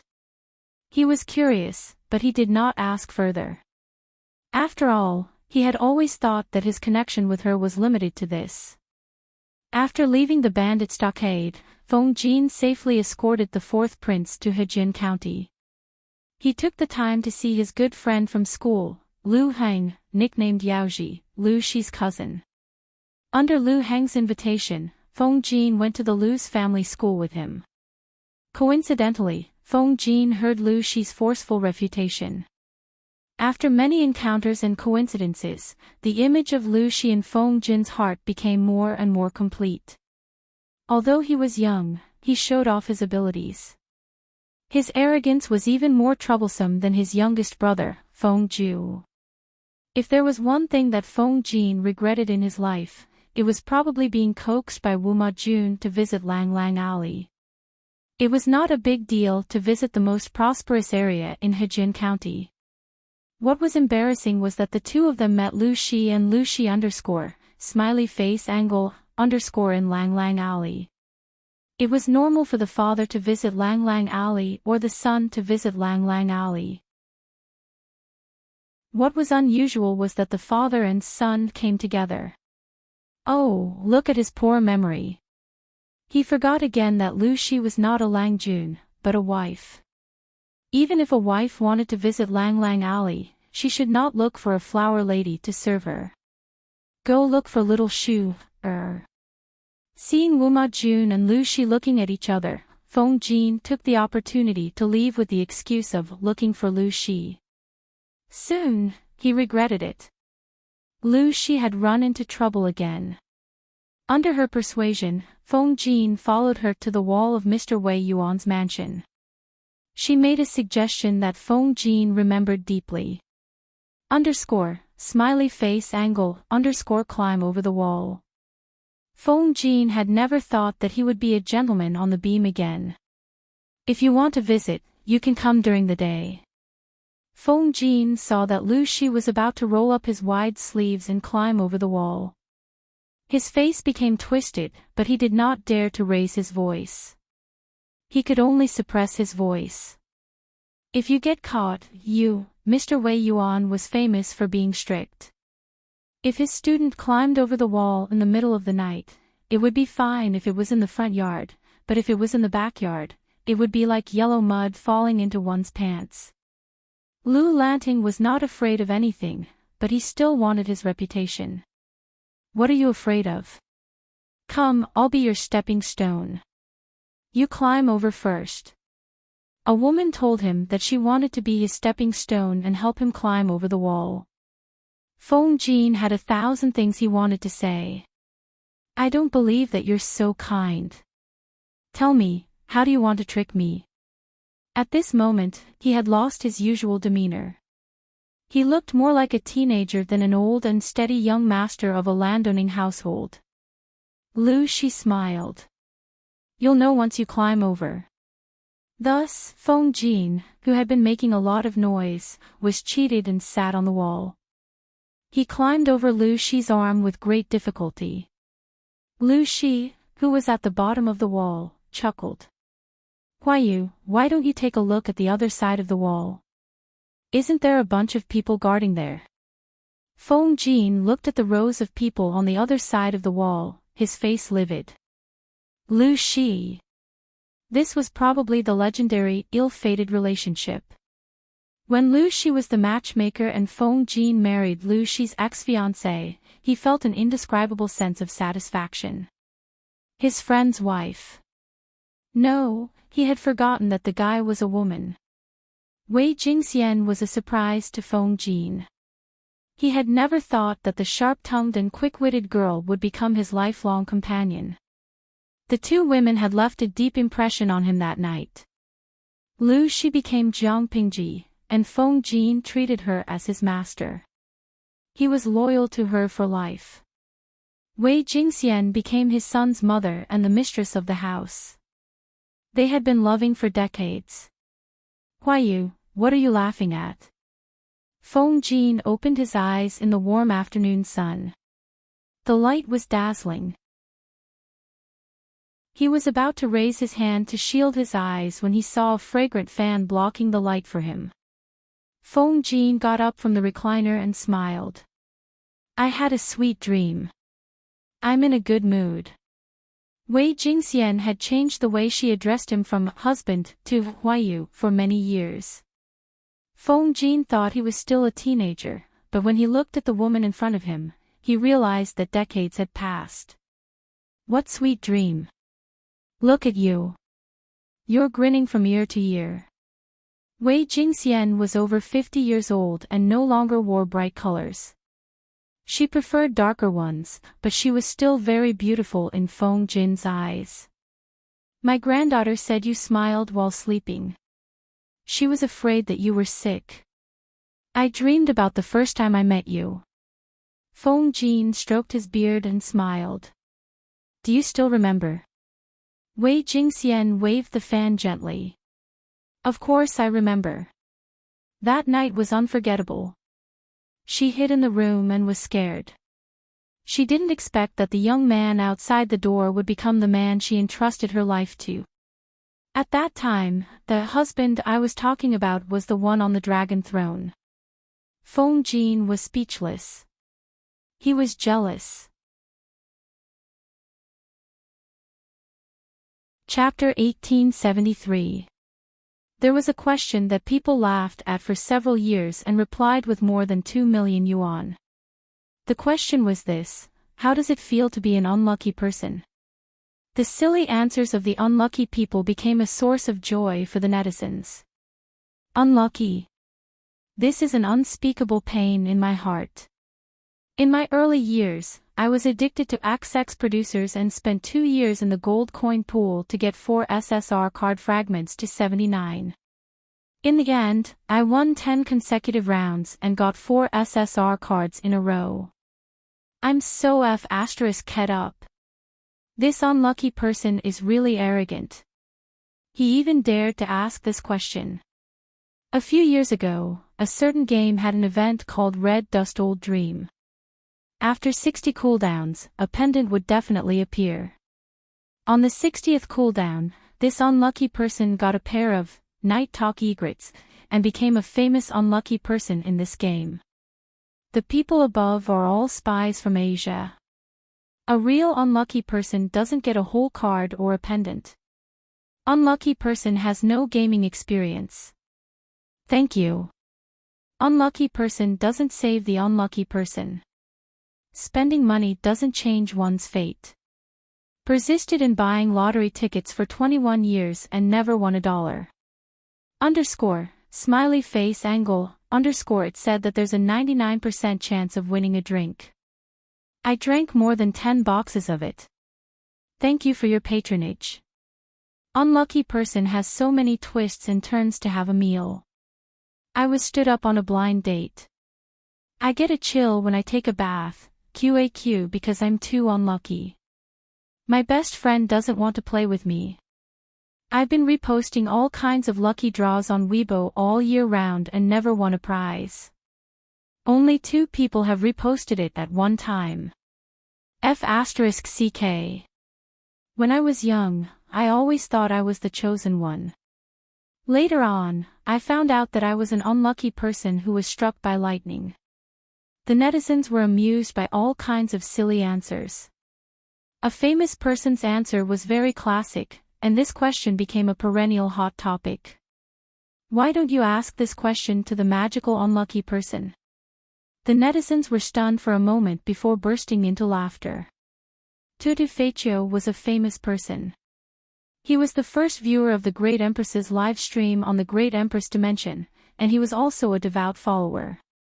The first recorded video was from him, and he was the ancient giant god that many salted fish talked about. He was also the founder of the Empress's livestream forum and the editor of a related magazine. He majored in literature in university and took up livestream as his job after graduation. In terms of age, no one could compare to him. In terms of seriousness, no one could compare to him. According to his Weibo, he would watch the content of the live broadcast every day. Even if it wasn't a live broadcast or a rebroadcast, he would still watch the recordings and edits. He would write down notes and make a video document for everyone who had appeared in the live broadcast and mentioned their names. Along the way, she had graduated from university, bought a house, got married, was hospitalized for acute appendicitis, had a baby, was 1 year old, 1 month old, kindergarten, primary school. He had put in a lot of effort, and at the same time, the harvest was quite good. The Great Empress Forum was an evergreen tree. Under the management of Renbachyan and a few other founders, it had flourished for a long time. Just the traffic and advertisements alone were enough to sustain the daily maintenance and updates of the forum, as well as the labor expenses. Every year, every founder would receive a dividend of 3 to 4 million yuan. The magazine that he sponsored also maintained profitable sales when the physical magazines were in decline. He had written detailed books for everyone in the live streaming room of the Empress. His writing was sharp and his words were humorous. He kept half of the profits from these books for himself and donated the other half to the charity foundation set up in the name of the broadcasting room. Of course, he still had millions of fans on Weibo, and he would occasionally earn some extra income. After that, he had crowdfunded and invested in a few television dramas and movies, which earned him a lot of money. After deducting taxes, his annual income was close to 8 figures. He should be considered a successful person among his peers and a lucky star in everyone's eyes, but it was a pity that, according to the long promise of the ancient god, he could be considered a typical example of bad luck from a young age. His teeth would get stuck when he drank water, he would fall on the ground when he walked, and when he went out to a crowded place, his phone would be stolen and his computer thrown away. It was said that the ancient god repeated this 3 times. He either lost his admission ticket for the college entrance examination inexplicably, or he had a strange fever. At the very least, he met with an accident on his way to the exam. I gave each of my accounts the ID, Stowaway Unlucky, hoping that I could sneak from Africa to Europe and become a European emperor. Smiley face angle, this was the inner voice and cry of an unlucky person. I think that I have experienced many twists and turns in my life, and I have always been unlucky, probably to accumulate all of my luck and meet the streamer. Stowaway Unlucky's words were very emotional and moving. Being the first to enter the streamer's room and the first to find Jiang Pingji had exhausted all of his accumulated luck.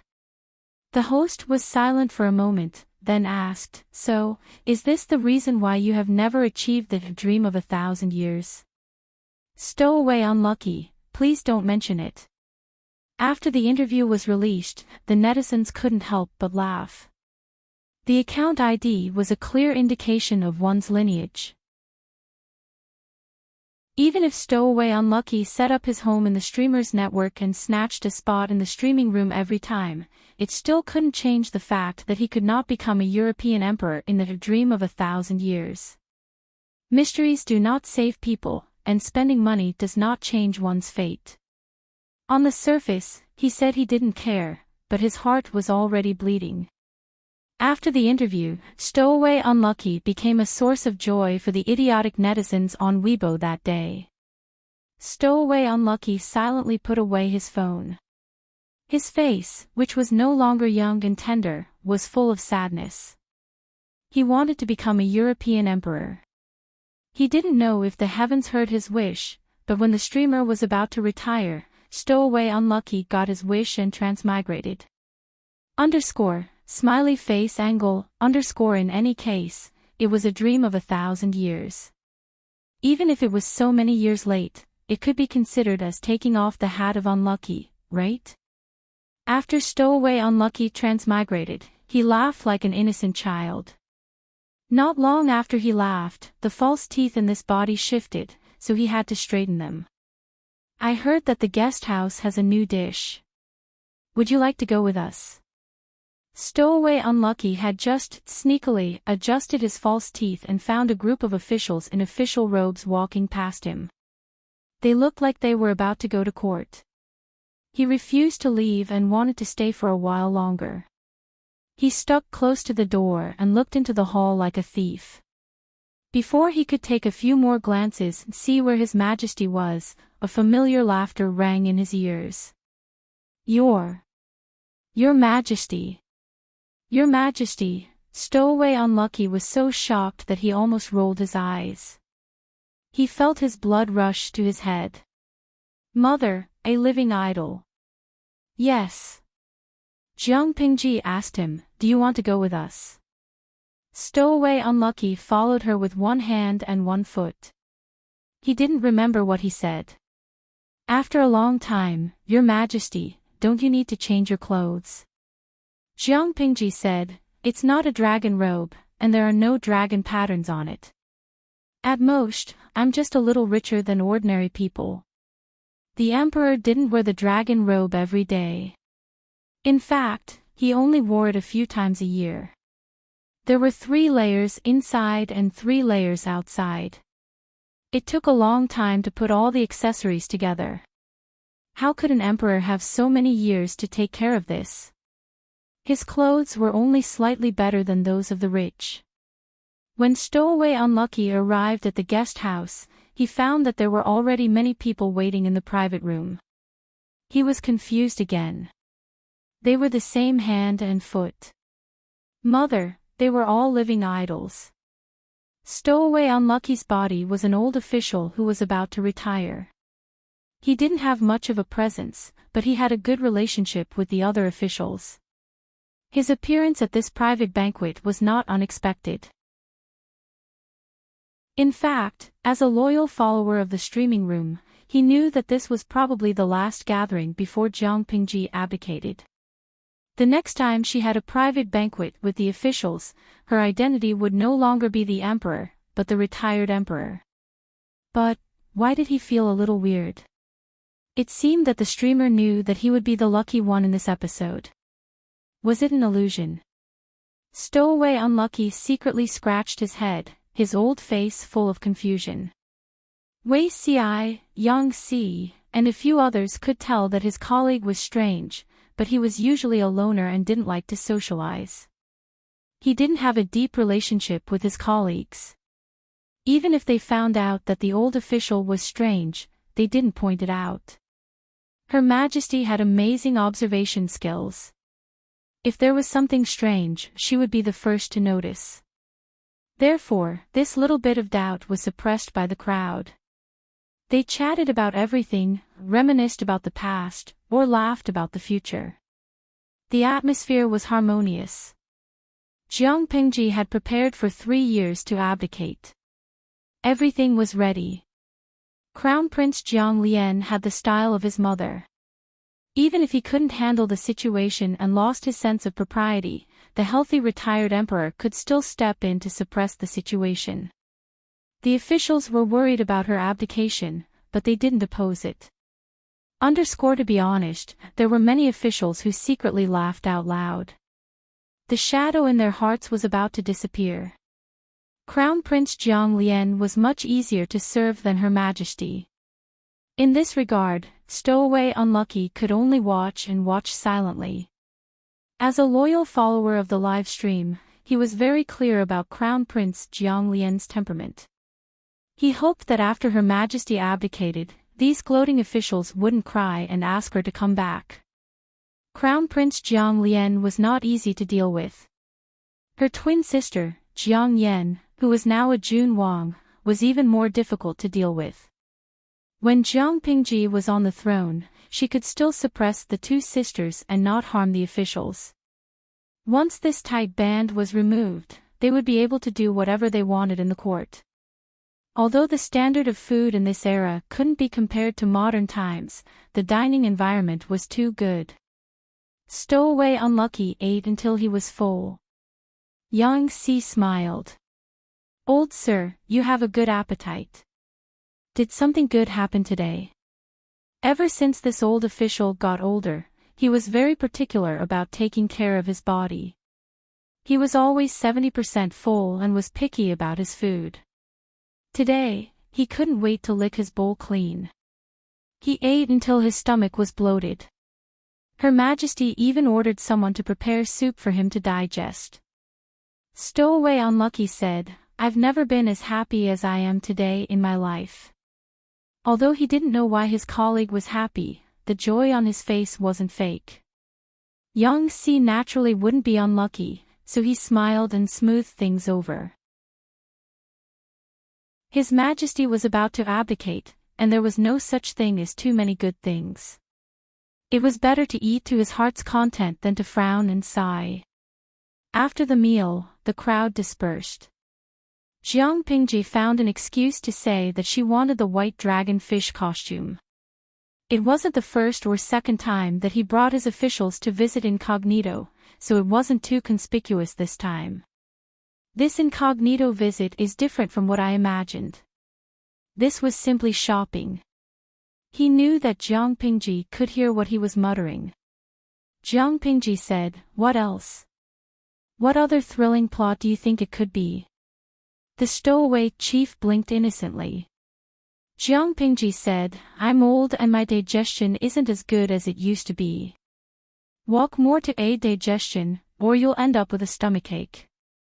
Tutu Feicho. So, the so-called white dragon fish suit was actually a stroll to aid digestion. Jiang Pingji took the opportunity when no one was paying attention to her and said with a smile, "Thank you." Companionship was the longest confession of love. She felt that the salted fish, led by the stowaway chief, was true love. Tutu Feicho was stunned and immediately understood that the words were directed at him. "You're welcome. It's my honor to know Her Majesty." He never felt that he was unlucky. Unlucky people couldn't meet Jiang Pingji, but one night in his sophomore year, he met a bright pearl that shone for half of his life. Genius remembered the address of this website in a second. Mobile version. Chapter 1874. It was still a story with a light-hearted and humorous plot. The male protagonist had been offline for a long period of time. Tomorrow at 7:00 p.m., you could watch it on the Chidian app. Click on Wonderful New Book, First Exposure for Girls homepage banner, or on the QQ Reading live broadcast area. Smiley face angle, he had been on a diet for 2 years, and he was getting fatter. He felt that his face could fill up the entire screen of his mobile phone. Epsilon equals, omega asterisk, psi, just thinking about it made him feel hopeless. The Empress still had a few more chapters, and she was bored. She would officially end this book before the 5th of February. Guide to Live broadcast by the Empress, tomorrow at 7:00 p.m., live broadcast activity. Currently typing, please wait for a moment. After the content has been updated, please refresh the page to receive the latest update. Chapter 1875. External chapter, Jiang Lian. This life chapter, Jiang Lian was known as the first prince. The person she respected the most was the current emperor, her mother, Jiang Pingji. The person she respected next was the grand tutor, Wei Xi, who seemed to have an ambiguous relationship with her mother and was suspected to be her biological father. The person he liked the most was his twin sister, the second princess, Jiang Yan. The second person he liked was the youngest son of boss Qiguan's family, little Langjun Qiguan Shi. Other than the 4 people mentioned above, the one she was closer to was her favorite playmate, Nan Nan. It was rumored that Nan Nan was the eldest wife of Grand Tutor Wei Xi's family, an iron-eating beast who could not grow up but had a long life. The above was a simple introduction of the people around Jiang Lian. Even though she was born to be favored by the heavens, she still had her own troubles. She seems like a slacker. What a cruel reality. Her entire family was a straight-A student, but she was just a slacker. It was not that Jiang Lian's studies were bad, but with the requirements of the crown prince, her learning ability was not as good as expected. Thinking of this, Princess Jiang Lian looked sad. Although the grand tutor and other teachers would not reprimand her because she was the crown prince and the future empress, as her subjects, they had no right to punish Jiang Lian. However, weren't a few study companions used to take the blame? Take the blame for the crown prince. The young Qiguan Shi was punished the most, and most of the time, he was the one who asked for it. Your Highness, I'm fine.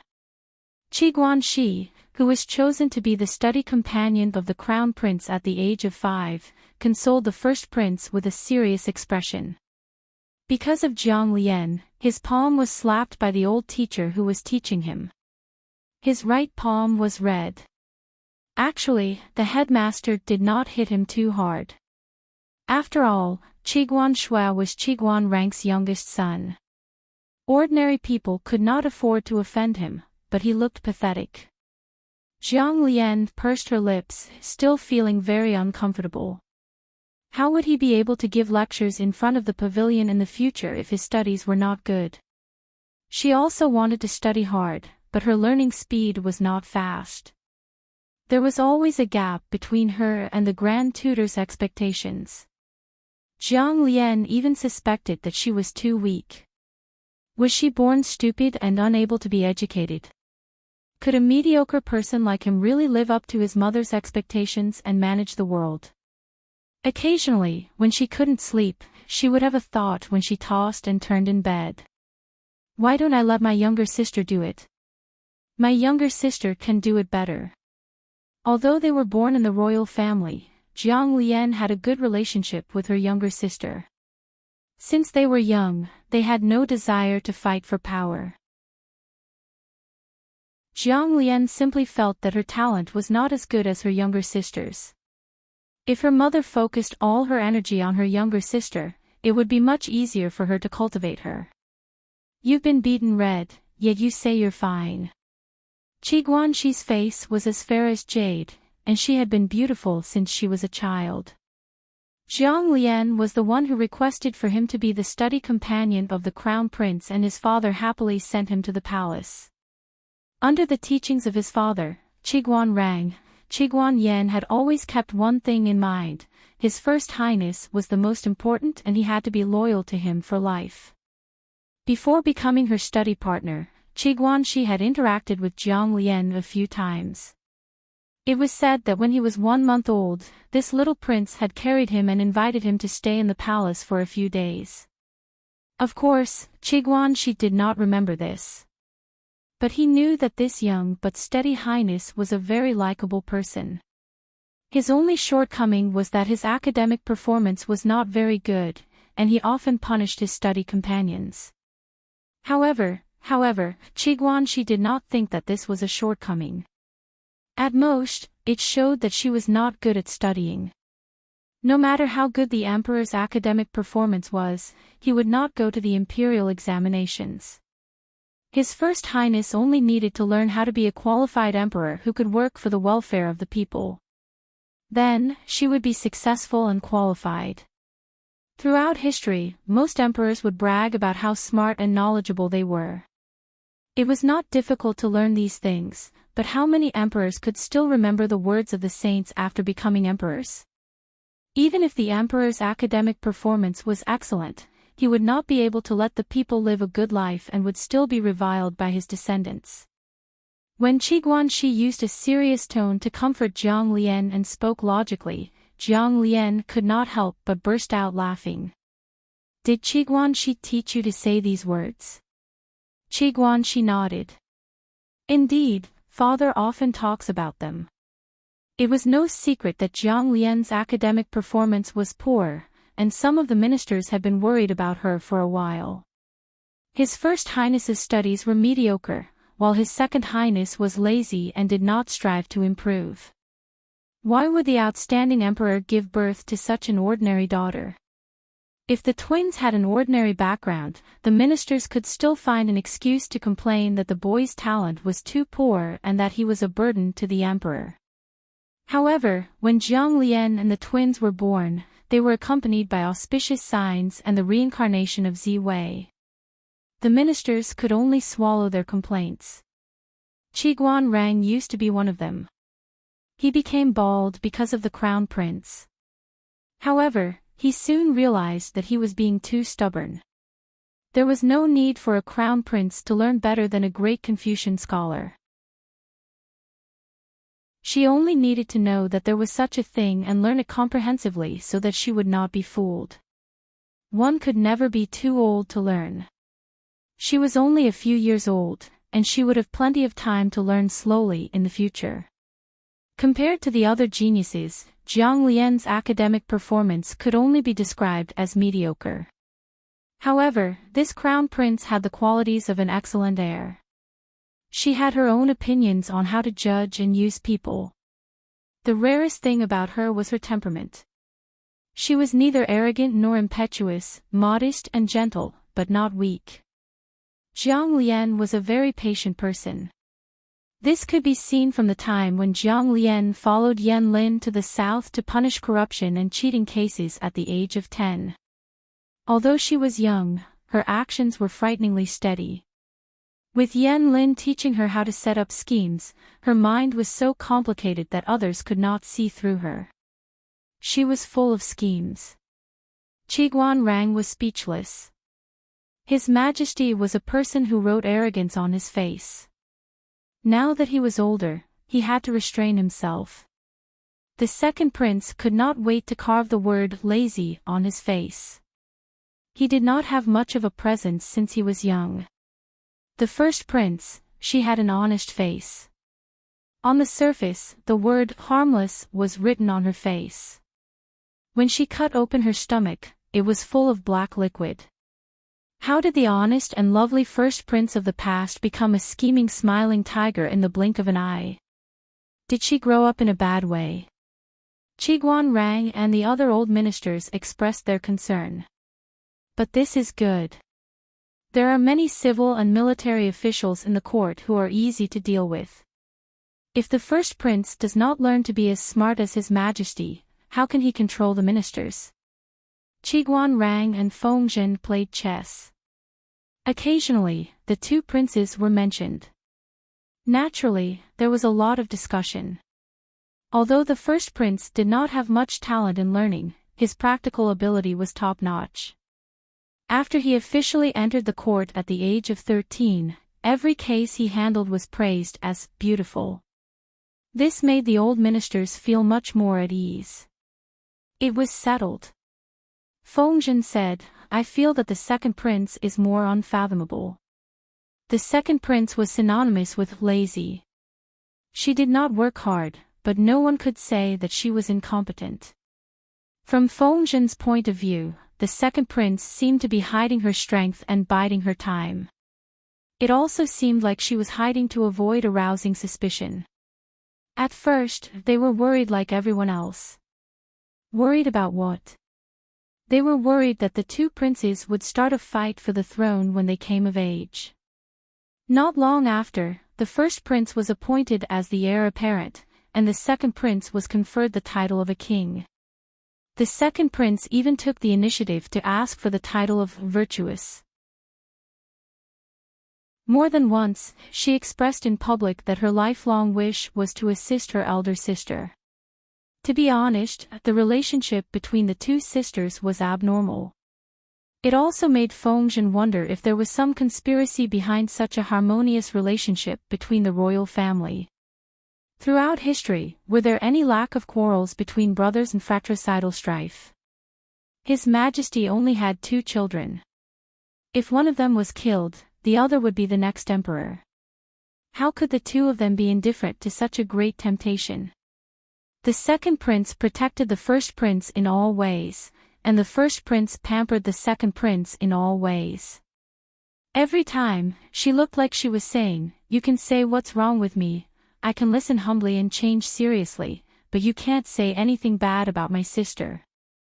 The first prince had great self-restraint, but if anyone said anything bad about her sister, she would attack them without hesitation.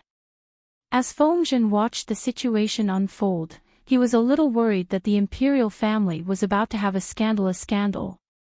Until, the second prince had just come of age, but she had already taken away his cute youngest son, Feng Yu. Feng Zhen was finally relieved.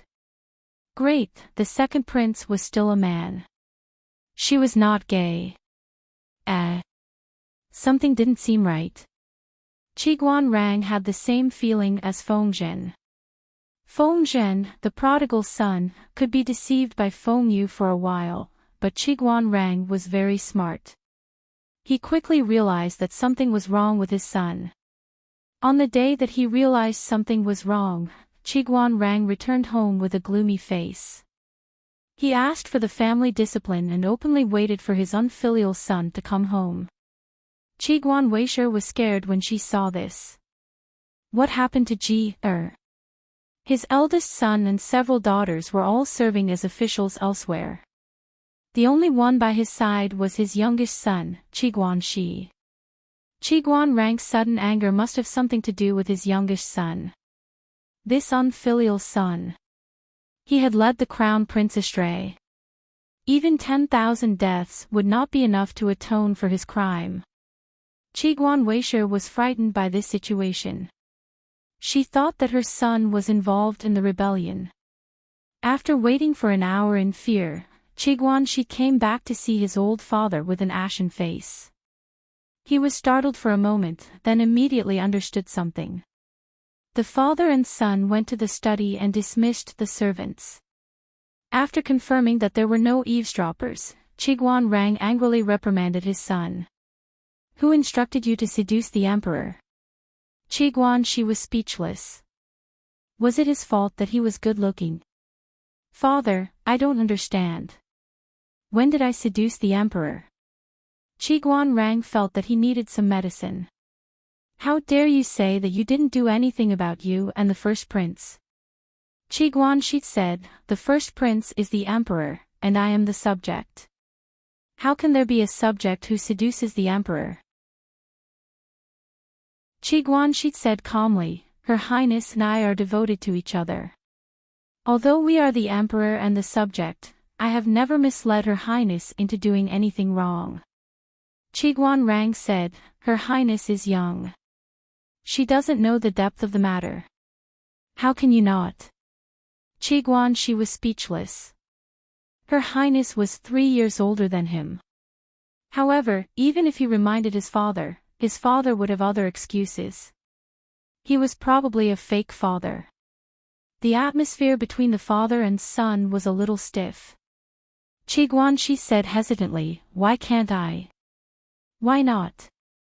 Qiguan Shi said, Father taught me to be loyal to the emperor since I was young. I dare not forget for a moment. I have been reminding myself to put Her Highness first all these years. However, after Her Highness becomes an adult, she needs someone to serve her for the sake of having children. It is very dangerous for a woman to give birth. It is hard to guarantee that the royal father does not have the ambition to usurp the throne and replace her. Why should I let Her Highness worry about such things? Bear these risks? Qiguan Rang was a little confused. Speak slowly and let him digest it. What do you mean? Qiguan Shi said, I will be loyal to Her Highness all my life. Even if I have children with Her Highness, I will never have any disloyal thoughts of usurping the throne. After Her Highness inherits the throne, she will not have to worry about having children or being burdened by relatives. Won't she be able to focus on politics? Her son will let her have no worries. Father, you don't trust others, but can you not trust the son you have raised? You should trust your son even more. Wouldn't it be more reassuring to hand over the important task of protecting Her Highness to someone unfamiliar and let him, Qiguan Shi, do it himself? Qiguan Rang was speechless. This seemed to make sense. **T. Loyal to the emperor, Qiguan Rang only wanted to beat his youngest son to death and make him back into the furnace. As expected, he should have had 2 more daughters back then. Sons and whatnot, they were born to piss him off. Qiguan Shi quibbled but was still beaten by his father. Fortunately, Qiguan Rang knew not to hit someone's face. Qiguan Shi's face was still fine. However, Jiang Lian had been thrown by her mother since she was young and had suffered all kinds of injuries. She could see the problem with Qiguan Shi at a glance. After asking, she found out that he had been beaten by his future father-in-law. How could this be? The next day, Jiang Lian secretly went to the manor to have a secret talk with Qiguan Rang. The content of this secret talk was completely different from what Qiguan Shi had imagined. Qiguan Rang, who valued women over men for decades, did not hide his worry for his son for the first time. Since Her Highness has come personally, I know that there is no turning back. I can only shamelessly ask for a promise from your highness. Jiang Lian was mentally prepared to be scolded or made things difficult for the old man. Qiguan Rang said, Shi has a good temperament, but no one can predict what will happen in the future. I shamelessly ask for a promise from your highness. No matter what happens in the future, as long as Shi doesn't commit treason, you can allow him to return to his hometown and retire if you dislike him. Jiang Lian said, You don't trust me. Qiguan Rang said, This isn't a matter of trust. It's just a father's concern for his son. A married son was like spilled water. Qiguan Rang would not go and break up the couple. He dared to hit Qiguan Shi, but would he bear to hit eldest Prince Jiang Lian? The most important thing was that he was worried. Wei Ci was a good example to learn from. Although Wei Ci was still alive and kicking and had lived a peaceful life all these years, it was not easy to be an invisible husband. However, it wasn't easy to be this kind of invisible Difu. If he wasn't careful, he would become the target of public criticism. If Wei Ci had overstepped his boundaries, Qiguan Rang would not sit idly by and do nothing. He would find a way to get rid of him. Similarly, if Qiguan Shi had overstepped his boundaries, would the other officials not take action? Even the emperor could not guarantee that he would be able to protect anyone in the imperial court.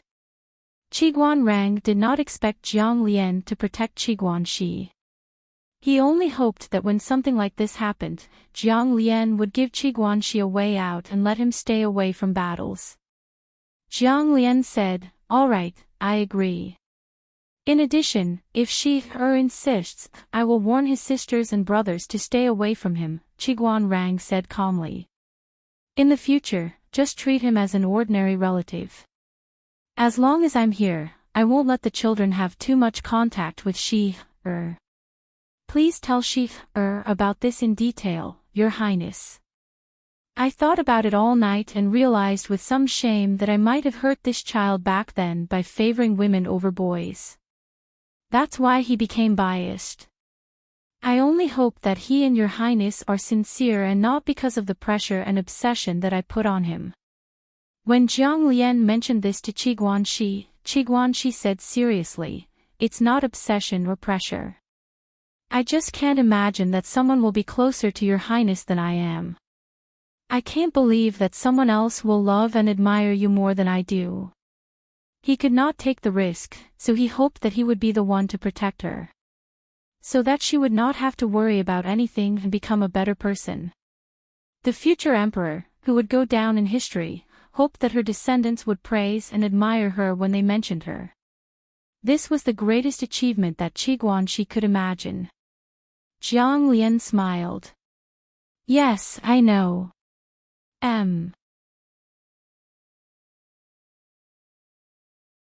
Chapter 1876. Jiang Pingji would get used to it after a while. She treated it as a vacation. But, could they tell her before they crossed over? Could they talk about the landing spot? She closed her eyes and opened them again. She found herself in the locker room of a stranger. The door opened in the next second. It was even more awkward. Both inside and outside, a dozen men in their 20s and a red-haired woman in the locker room looked at each other. The atmosphere was a little strange. After a while, one of the extremely handsome men asked, Who are you? How did you get into our locker room? Was he a fanatic fan or a thief? If you don't answer, we'll call for help. Jiang Pingji raised her eyebrows.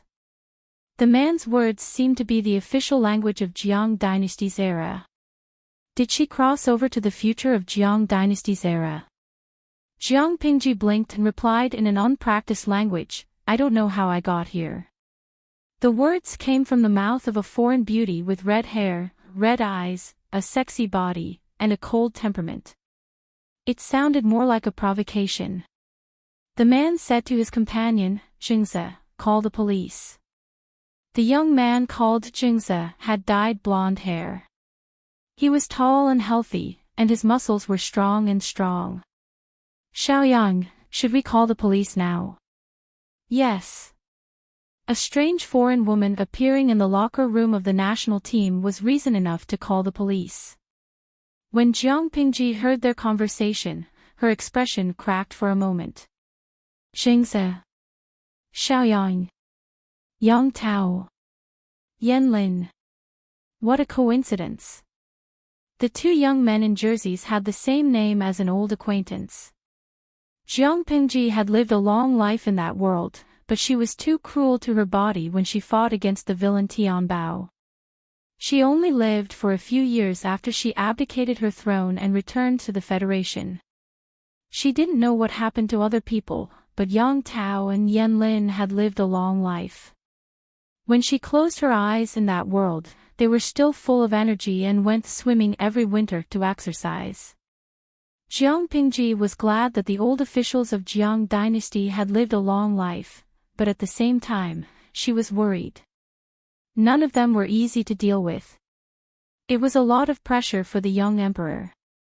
It had been more than 20 years since Jiang Pingji returned to the Federation. In other words, she hadn't heard the name of an old acquaintance for more than 20 years.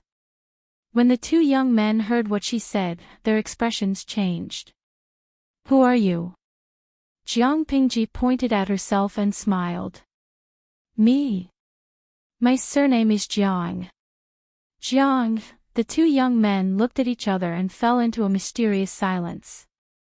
The other teammates asked what was going on, and the young man named Xiaoyang found a passable excuse to help Jiang Pingji out of her predicament. Jiang Pingji was brought to another resting room to wait. About half an hour later, she saw the two youths again. I'm Yan Xiaoyang and he's Yang Jingze. It's been years since anyone called us Yan Lin or Yang Tao. The young man called Xiaoyang looked more refined. His hair was short and black, and he had a gentle temperament. He didn't look like someone who ran on the field at all. Who were you before? Why did he suddenly appear here? You'd better not lie, or we'll really call the police. Jiang Pingji said, My surname is Jiang Pingji. Once again, Yan Lin and Yang Tao fell into silence. The silent atmosphere was only broken when the three of them sat in the private room of the restaurant and served the dishes. Are you really? Emperor Jiang Qin. Jiang Pingji. Jiang Pingji had basically confirmed their identities. Shouldn't you call me your majesty? Whether it was the first or the second time, Yang Tao and Yan Lin had become her subjects, so it was normal for them to call her your majesty. Yan Lin curled his lips. The Jiang dynasty died a long time ago. Yang Tao laughed and teased, the Jiang dynasty is gone, but the royal family is still there. They're still emperors with a constitutional monarchy. As the ancestor of the royal family, Jiang Pingji was addressed respectfully as Your Majesty, OJ13K. Are you too reincarnated or transmigrated or, Yan Lin said, reincarnated or transmigrated? You know quite a lot. I was born knowing. I guess it's like you forgot to drink Meng Po's soup after reincarnation. Compared to Yan Lin, Yang Tao was more friendly. He said, What's going on, Your Majesty? Why did you suddenly appear in the team's locker room? You gave me a fright just now. Jiang Pingji said, I don't know. I just came out of nowhere without any warning. Yang Tao asked again, Then why are you dressed like this? Jiang Pingji hid some details and said vaguely, I look like this in this life. Yang Tao showed a trace of sympathy for her. He and Yan Lin were lucky. They reincarnated as neighbors, and they were even from respectable families in China. As the founding emperor of the Jiang dynasty, Jiang Pingji reincarnated as a foreigner. What kind of arrangement was that? In this era, there was no such thing as a monarch and a subject. The three of them were old friends who had known each other for decades, so they couldn't help but reminisce about the past. After a long conversation about their experiences in this life, Yang Tao and Yen Lin were completely stunned. You're saying that after your reincarnation, you enter the interstellar era. Are there holographic games? Are there interstellar tours? Yang Tao's heart ached when he heard that. Everyone was born knowing. Why was Jiang Pingji born into the interstellar era? Jiang Pingji scratched her head. There are all of them, but I don't have time to enjoy them. Yang Tao was confused. Why? Could it be that her family was poor after her reincarnation? That couldn't be. Jiang Pingji was so arrogant. She could do well in any era, right? Yen Lin noticed that Jiang Pingji was dressed in a military style. For love, he could be happy for the whole day. It was simply a cure. The source of his happiness. Yen Lin suddenly said, I think they gave me too little homework. I should have written more essays back then. As one of the famous people of the Jiang dynasty, Yen Lin's writing was a regular in textbooks. He read and recited the whole text. If he had known that the future would be like this, he would have written more essays and memorized them to death. Jiang Pingji took Yang Tao's phone and flipped through his bookshelf. She was silent for a long time. Yang Tao had a very good habit. He liked to categorize things. He set up a bookshelf for each protagonist.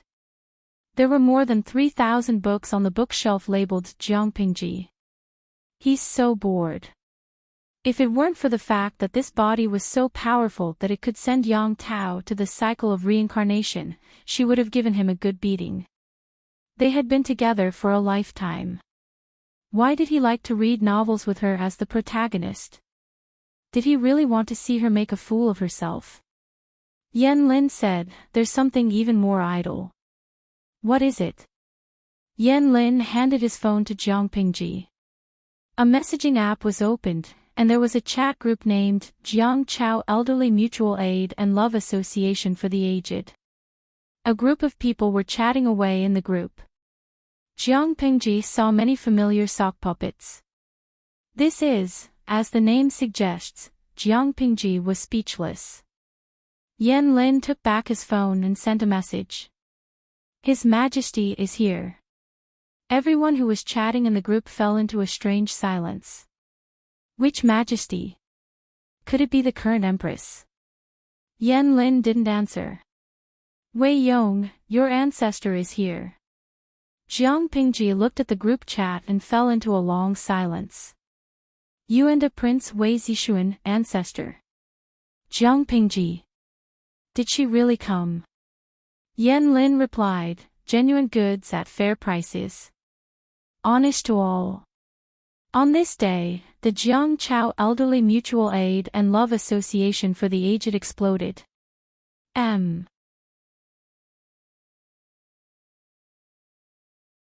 Chapter 1877. Jiang Pingji looked at the group chat and couldn't help but look at Yen Lin. The people in the group. Do you mean, they all forgot to drink Meng Po's soup? Yen Lin's face was solemn. If hell really exists and Meng Po's soup exists, then either Meng Po neglected her duty or she sold fake medicine. Xingze and I were born knowing each other. We met when our families visited each other with our children. Coincidentally, I found out that there were so many people I knew. The others were either the same, or something triggered their memories and restored their past lives.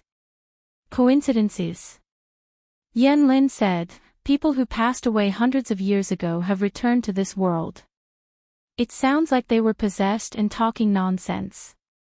Xingze and I didn't want to be estranged from our parents in this life, so we tried our best to keep it a secret and pretend that we forgot to drink Meng Po's soup. Except for our memories, we are no different from ordinary people. But it's not easy to cover up our past lives. Sooner or later, we'll find out. You found out. Yen Lin couldn't help but look proud. He raised his eyebrows. No, we found someone else. Who? Yang Tao showed Jiang Pingji a photo. Your Majesty, can you guess who they are? Jiang Pingji took a closer look and saw a man and a woman in the photo. The man was tall and burly. According to the background of the photo, he was about 1.9 meters to 2 meters tall. He was as strong as a wall. Even though the man was wearing a well-tailored suit and leather shoes, the fierce look in his eyes made people think that he was a gangster. Beside the man stood a woman in a white strapless dress. Her makeup was exquisite. Looking at the woman's face, one sentence popped up in his mind: even a vixen who could bring disaster to a country and people couldn't be more beautiful. Jiang Pingji looked at the possessive man in the photo and was speechless. Are they Jingtu and Huijun? Yang Tao complimented.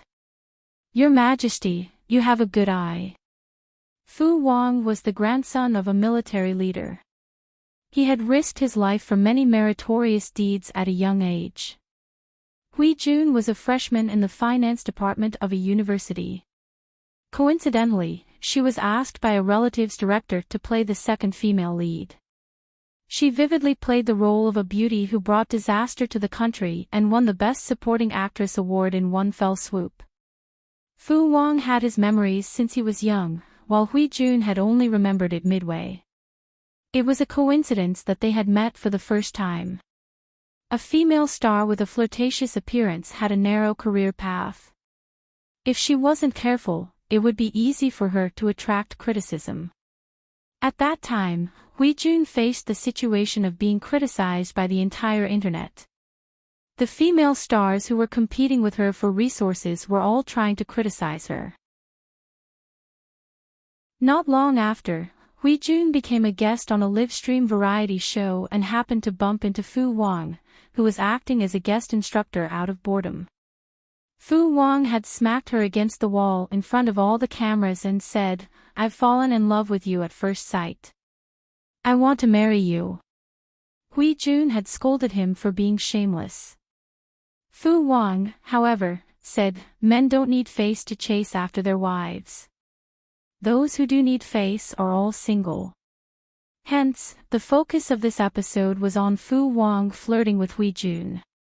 After filming the variety show, the two went to get their marriage certificate. All the netizens. Yang Tao excitedly pulled out another photo. Your Majesty, guess who this is? Jiang Pingji took a closer look and realized that it was a short video. The scene was probably a lecture hall. A young and beautiful girl was proposing to a man. The man looked to be in his early 30s. He wore gold-rimmed glasses and had a mature aura. Judging from the background of the video, he should be a professor. The girl was his student. Jiang Pingji couldn't guess, but she could use the elimination method to guess blindly. Huayu and Jingxian. Yang Tao gave her a thumbs up. As expected of Your Majesty, you guessed correctly. Feng Jin, the old antique, insisted that he was much older than Wei Jingxian and that it was inappropriate. He forced the young lady to come to his school with her identity card and propose in front of hundreds of students. The scene was very lively. They had been married for a long time in their previous lives. Could Feng Huayu really tolerate his reincarnated wife marrying another man? I think it's pretentious. Jiang Pingji, no, she felt that he was enjoying it. Didn't she notice that the man in the video was smiling when he was proposed to? Yang Tao seemed to like this guessing game. He showed Jiang Pingji another video. In the video, the young man was hugging the safety rope and said that he was afraid of heights. He wouldn't jump down even if he was beaten to death. I still have to work on a defense plan. Big CEO, please be generous and spare a poor lawyer like me. The girl was a little older than the young man. If the young man was a fresh meat, the girl was a ripe peach. Every move she made was full of mature charm. It seemed that they were bungee jumping. Jiang Pingji couldn't figure it out. Who were they? Even Han Yu wasn't that timid. Yang Tao said, "It's Han Wenbin and Michu." They only remembered their previous lives after they got married. Jiang Pingji couldn't help but roll her eyes. She knew that Han Yu and Michu were a married couple who didn't get married in the first place. They didn't look like a married couple at all. How did they end up together in this life? Yang Tao explained, Wenbin was a young lawyer who had just graduated not long ago. He helped someone in a lawsuit and won. Big Boss Meat took a fancy to him. Big Boss said, "I can lose the lawsuit, but I have to sleep with this person. I want to sleep with him at first sight." TSK, Wenbin's face in this life is worse than in his previous life. Isn't it good to be in the entertainment circle? Why did he have to go down the road of no return? This was the story of a domineering female CEO who forced herself on a young lawyer. It originated from the lust in the court. If Han Yu went to the entertainment circle, he would probably be a sugar daddy's sugar daddy. Jiang Pingji put her hand on her forehead. Who else? Yang Tao pulled out a wedding photo from the album. Jiang Pingji recognized who they were at first sight. Han Mei and Wan Er. Did they forget to drink Meng Po's soup? Or did they buy a batch of fake Meng Po's soup? Yang Tao smiled. Isn't it obvious? I can recognize them at first sight. Jiang Pingji was speechless. Li Yun's face was exactly the same as it was in her previous life. Only a blind man could not recognize him. In this life, Li Yun was born into a martial arts family. His ancestors had a deep relationship with the Xia family of the Jiang dynasty. When he met Sheng Wanwan, she was still a 15-year-old high school student. She held it in until she was an adult before getting married. On the day of their wedding, Li Yun smiled like a fool. It was a waste of his peerless face that could make him work in the entertainment circle. Yang Tao had a lot of photos in his phone. Yang Jingrong is lucky in this life. He's the son of a coal boss. He has nothing else but money. As the son of a coal boss, Yang Si should be happy to see a rich second generation who cheats his father and flaunts his wealth. But he had become a live stream host. His hobby had not changed even in his previous life. It was the same in her previous life. He went south in his 60s just to eat oysters. Jiang Pingji was speechless. Shameful. It was so shameful. Where's Nomchin? Yang Tao said, Yang Jingrong was forced by his family to go on a blind date after he turned 30. She met General Jiang during the blind date. They were not going on a blind date with each other. Jiang Pingji was speechless. Yang Tao took out other photos and rambled on for a long time. There were dozens of people in the Jiang Dynasty Elderly Mutual Aid and Love Pension Association. Almost everyone in the Jiang Dynasty's generation was captured in one fell swoop. Jiang Pingji deeply sympathized with the current Jiang royal family.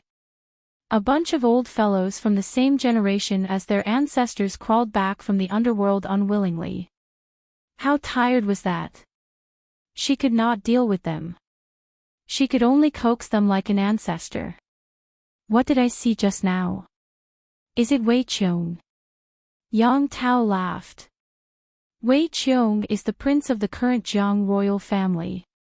He's your descendant. There's also your old enemy Nie Liang, Nie Guangshan. He's currently teaching at Tianhua University. By the way, there's someone in the group that you must get to know. I think Her Majesty will be very interested in him. Who? Yang Tao sent a message in the group. Doting wife Professor Liu Shi, the one who bombed the tomb, come out and get beaten up.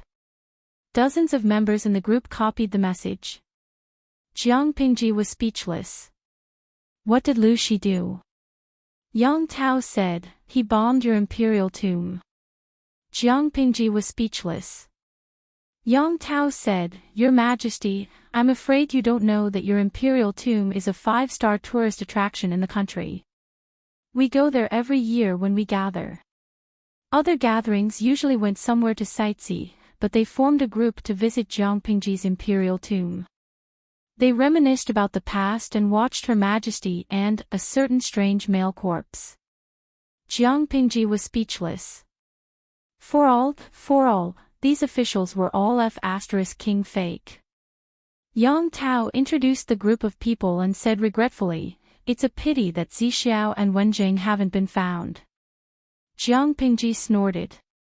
Now it was her turn to show off. Jiang Pingji used the cool AI to play 2 stereoscopic projection videos. A young man with semi-long hair was bending over the table and drawing. He seemed to have noticed the gaze of the person who was secretly filming. He turned his head with a smile. Ping ping. Yang Tao was speechless. Could this be Wei Zixiao? Jiang Pingji switched to another video. This time, the main character was a cold-looking young man. The style of his military uniform was the same as the one Jiang Pingji was wearing. "Marshal, this is the document that was delivered today. Please approve it as soon as possible." Yang Tao looked at the unfamiliar face of the young man. He was a little confused. This was, Jiang Pingji said, Wenjing. Yang Tao was speechless. After a while, he broke down and said, "Forget about Wei Zixiao, why can Qiguan Wenjing also reincarnate into the interstellar era?" Jiang Pingji even showed Yang Tao the video of her family. She and Wei Ci stood in the middle. Her eldest daughter, Jiang Yan, stood on the right, and her son, Wei Tsong, stood on the left. The chubby girl, Jiang Lian, happily rode on her father's neck. She smiled and showed her bare gums. Wei Ci could only smile bitterly. He grabbed her feet with one hand and supported her back with the other. Jiang Pingji's transmigration lasted for 3 days. When she saw her old friends in this life, she let go of all her burdens, sang loudly, and had a party. All the regrets of her previous life and this life were released in a party. When Jiang Pingji woke up, she returned to the familiar world. Only the images stored in the AI told her that the few days she experienced were not a dream. Jiang Pingji wiped her face and sent a message to Wei Ci. Wei Ci had just finished class. The students had not left.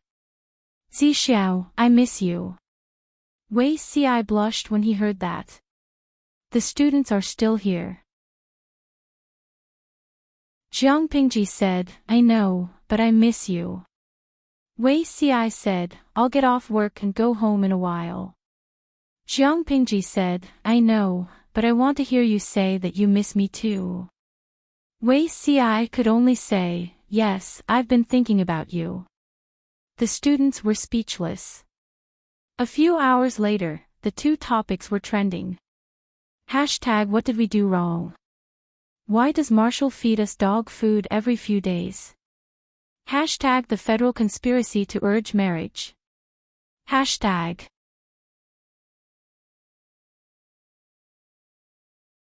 Chapter 1878. Other people retired and raised their grandchildren to dance in the square. Pei Yi retired and spent money to raise paper dolls. Before spending money, rubbish game, I don't even care about spending money. After spending money, so good. Not only can I spend money, but I can also work. Raising paper dolls can cultivate one's character and enrich one's boring life after retirement. Not only can they have feelings, but they can also. P.S. The new book is fat and ready to be slaughtered. P.S. The new book will be released on March 1st. I'll need everyone's monthly support then. Thanks, Omega. The following was the first chapter of the new book. The room was simply furnished and dark. Only the screen in the study flickered with a faint blue light. Occasionally, one could hear the beeping sound of a message notification. At that moment, light footsteps came from the kitchen and a figure gradually became clear. Beep beep beep, the message notification sounded again. That person took a step and appeared in the study like a wisp of green smoke. She was so fast that she left behind a series of afterimages. She took a sip of her freshly brewed instant drink and placed the panda mug on the study table. Her fingers slid across the virtual screen. Pei Yi, are you there? Are you there, Pei Yi? Grandma Pei, this is an urgent matter. Don't play dead. Grandpa Pei, I'll call you Grandpa, okay? Reply when you see this message or I'll hack your AI. Pei Yi, come out, Pei Yi. I know you're online. Don't hide behind the screen and keep quiet. I know you're peeping. The time at the bottom right corner was ticking by the second. Pei Yi read through her increasingly agitated friend's message. Her expression was as calm as still water. Her friend begged her grandfather and grandmother to compromise in despair. There were more than 200 messages in a row.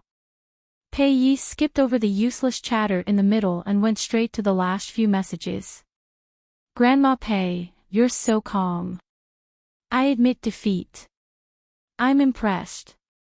Her friend's attitude gradually softened. I have something to ask of you. Aren't you very free recently? Help me take care of a child. Everything can be discussed after it's done. It's not convenient for outsiders to know about this child's existence. After thinking about it, I can only ask you to take care of it. I know you don't know how to take care of children, so I specially designed an idiot-style nurturing app for the little guy. You just have to take care of him, it's completely effortless. I still have something to do, talk to you later. Friend XXX has sent you a document offline, please check it. His actions were swift, as if he was selling a hot potato. Pei Yi stared at these words and hesitated for a while. In the end, he still chose to accept it. Her posture changed from a proper sitting posture to a lazy and decadent reclining posture. She crossed her long legs and leaned against the corner of the desk, humming a popular local folk song. Downloading, installing, and opening the app. It was done in one go. A second later, the intelligent system's screen turned black with a pause sound, slowly revealing a gorgeous pink sea of stars. The sea of stars moved closer to the center of the AI screen, forming a pink vortex. Not long after, the pink vortex condensed into a cute pink heart that simulated 3 heartbeats. What's the point of designing such a flashy app for? As he spoke, the heart suddenly exploded, turning into flowing pink light that converged into 4 big words. Love and raising children, Pei Yi. Not only was the design flashy, but it was also plagiarized. Playing this kind of game would lower one's style. She casually took the snacks piled up in the corner of the study, tore open the biodegradable paper packaging, and took out potato chips to eat. As she waited, the long scene animation finally ended, and an even more flashy logo popped up. It was clearly an app that was privately made. The creator even designed a series of disclaimers for this app, requiring Pei Yi to sign the disclaimer before she could enter the game. She casually glanced at it and realized that these disclaimers were quite retarded. This game is a game that combines love and raising children. First, Zai Zai's growth is completely controlled by the player. If Zai Zai is retarded, please do not be angry. Reflect on yourself 3 times a day, find problems from yourself, and reject domestic violence. Zai Zai's growth requires the player's full participation, so please treat it seriously. Do not be lazy. Second, Zai Zai's emotions are very sensitive, please pay attention to the changes in its mood. Third, Zai Zai has made a mistake, please focus on guidance and do not use vulgarities. Fourth, once this game is activated, it will be bound for life and cannot be destroyed or discarded. Lastly, Heavenly Brain reserves the right to explain everything. Hit me if you're unhappy. Pei Yi was speechless. She wanted to buy a ticket to the central planet right now and destroy that guy's nest. Why did he have to be coquettish in front of her? Pei Yi did not look at these retarded terms in detail. She clicked agree at the end, signed her name according to the procedure, and bound the account. As the melodious background music played, the game finally began. Pei Yi casually clicked, skipping the boring tutorial for new players. Compared to the fancy animation and logo, the game interface was surprisingly simple. The screen showed a simple room. The four walls were all grayish-white, a closed frosted window, a closed door, a wooden table, a wooden stool, and a fancy egg on the wooden stool. There was nothing else. The egg was really fancy, with a rough count of more than 20 colors, as messy as a child's doodle. She poked the egg, and a name box popped up on the screen. Please name Zai Zai or your lover. Since it's called Zai Zai, let's call it Zai Zai. This game's setting really made her speechless. She was not a paper lover, so there was no way she would treat the paper people in the app as her partner, let alone her lover. Raising a child and a lover, wasn't it the same as raising a child and selling it? Too heavy. Smiley face angle, naming successful. After the system notification ended, two small words appeared on the head of the egg, Zai Zai. Pei Yi explored the functions of the various buttons, and the system prompted her to choose an ID for the account. After thinking for a moment, your Abba was born. If the egg was equipped with a title, the small words on the head would become, your Abba's Zai Zai. She poked at the various icons while studying the meaning of them. How dare they make such a simple game? It won't even make a splash on the market. Ever since Pei Yi retired from the Federal Army, she had been addicted to games. She had dabbled in action, adventure, simulation, role-playing, and casual games. Among them, she mainly played popular pay-to-win games. She had also played a few adult games, but after playing for a while, she got the hang of it and gave up. Based on her judgment, this adult app was too simple. She really couldn't summon the urge to spend money. How do I upgrade this thing? After exploring for a while, Pei Yi found a progress bar called Merit on the egg. Merit was equivalent to experience in ordinary games. There was no way to spend money at the moment, so she could only rely on her hard work. According to the growth routine, this should be the time to release $1 purchase or $6 free SR skin to scam people into spending money. There was 1 and 6. Gradually, there would be 98, 188, 348, and 648. Smiley face angle, even Pei Yi had been tricked into spending tens of thousands by the game's merchants. Adult games relied on either spending money or hard work. Games that required both spending money and hard work were shameless. She had nothing now, but she had a lot of free time. She was full of hard work, so it wasn't worth it to spend money. How much merit does it need to break out of the shell? 100, 1,000 merit. That doesn't seem to be much. Pei Yi poked around and found an important clue in the novice guide that she had just skipped. She quickly pulled out the novice guide to take a closer look. A piece of parchment was rolled up in the middle of the screen. The words at the front were still clear, but the back was stained by ink and was intermittent. Hundreds of thousands of years ago, the spiritual energy of heaven and earth was abundant. Although immortals, humans, and demons had conflicts, the overall situation was considered peaceful. There was a vast continent in the human world.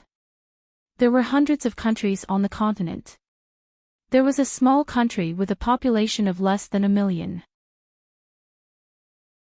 It was called Tanchang. The ink at the end of the two sentences covered several lines of words. Years later, the Empress of Tanchang gave birth. She was named Su. After that, there was another patch of ink. Pei Yi could barely see a few words. Connecting the context, it should be that something had happened to this prince named Su. She guessed that Tanchang had been destroyed by someone. After the country was destroyed, Su darkened and did something that angered the heavens and people. In the end, the heavenly Tao was furious and cast a curse. Unless Su cleared the countless negative karma on her, she would never be able to be free. In the end, Su's soul turned into this egg.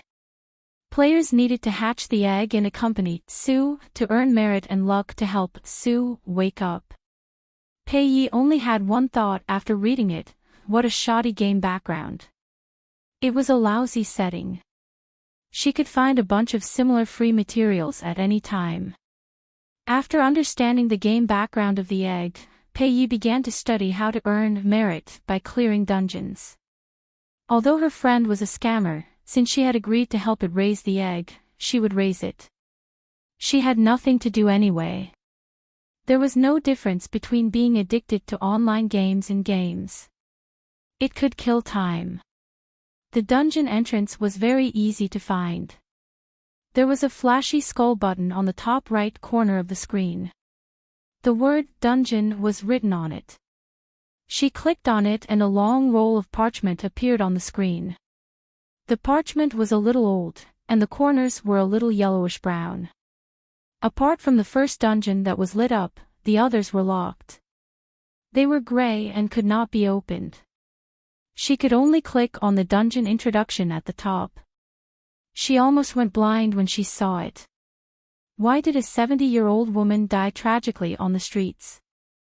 Why did hundreds of sows scream every night?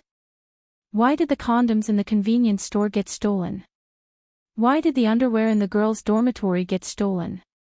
What was the hidden reason behind the theft of the dormitory bedsheets? Who was behind the flowery youth's anus? Behind all of this? Was it the distortion of human nature or the degeneration of morals? Please pay attention to this dungeon channel. Let your Abba lead us into the hearts of demons and ghosts to explore the unknown world. Curiosity made her click on it. Her survival instinct made her want to close the interface. What kind of lousy thing is this? For all, Pei Yi felt like her IQ was being rubbed against the ground by her friend. She wanted to uninstall the game, but this lousy game was toxic. The interface actually froze at this moment. She even swiped to enter dungeon. There's such a thing. She didn't believe that her AI would even freeze when running the app, unless someone was secretly playing tricks. For example, the creator of this app. Pei Yi locked onto the suspect, and several notifications popped up on the screen. Prepare to enter dungeon. Player, please get ready. Countdown, 3, countdown, 2, countdown, 1, enter dungeon. Have fun. The melodious sound of the game rang. Before Pei Yi could react, her vision suddenly turned black, and she lost consciousness. Before she lost consciousness, she vaguely heard her friend's mocking laughter. All interpretation rights belong to Heavenly Brain. Hit me if you're not convinced. You're tuning into the LoveLore Library YouTube channel. We're so grateful for your support, and don't forget to subscribe to join us on this incredible journey through captivating stories. Your generosity through donations truly makes a world of difference, as it's the primary source of revenue that allows me to expand and enhance this channel for you. Thank you from the bottom of my heart for being a part of this adventure.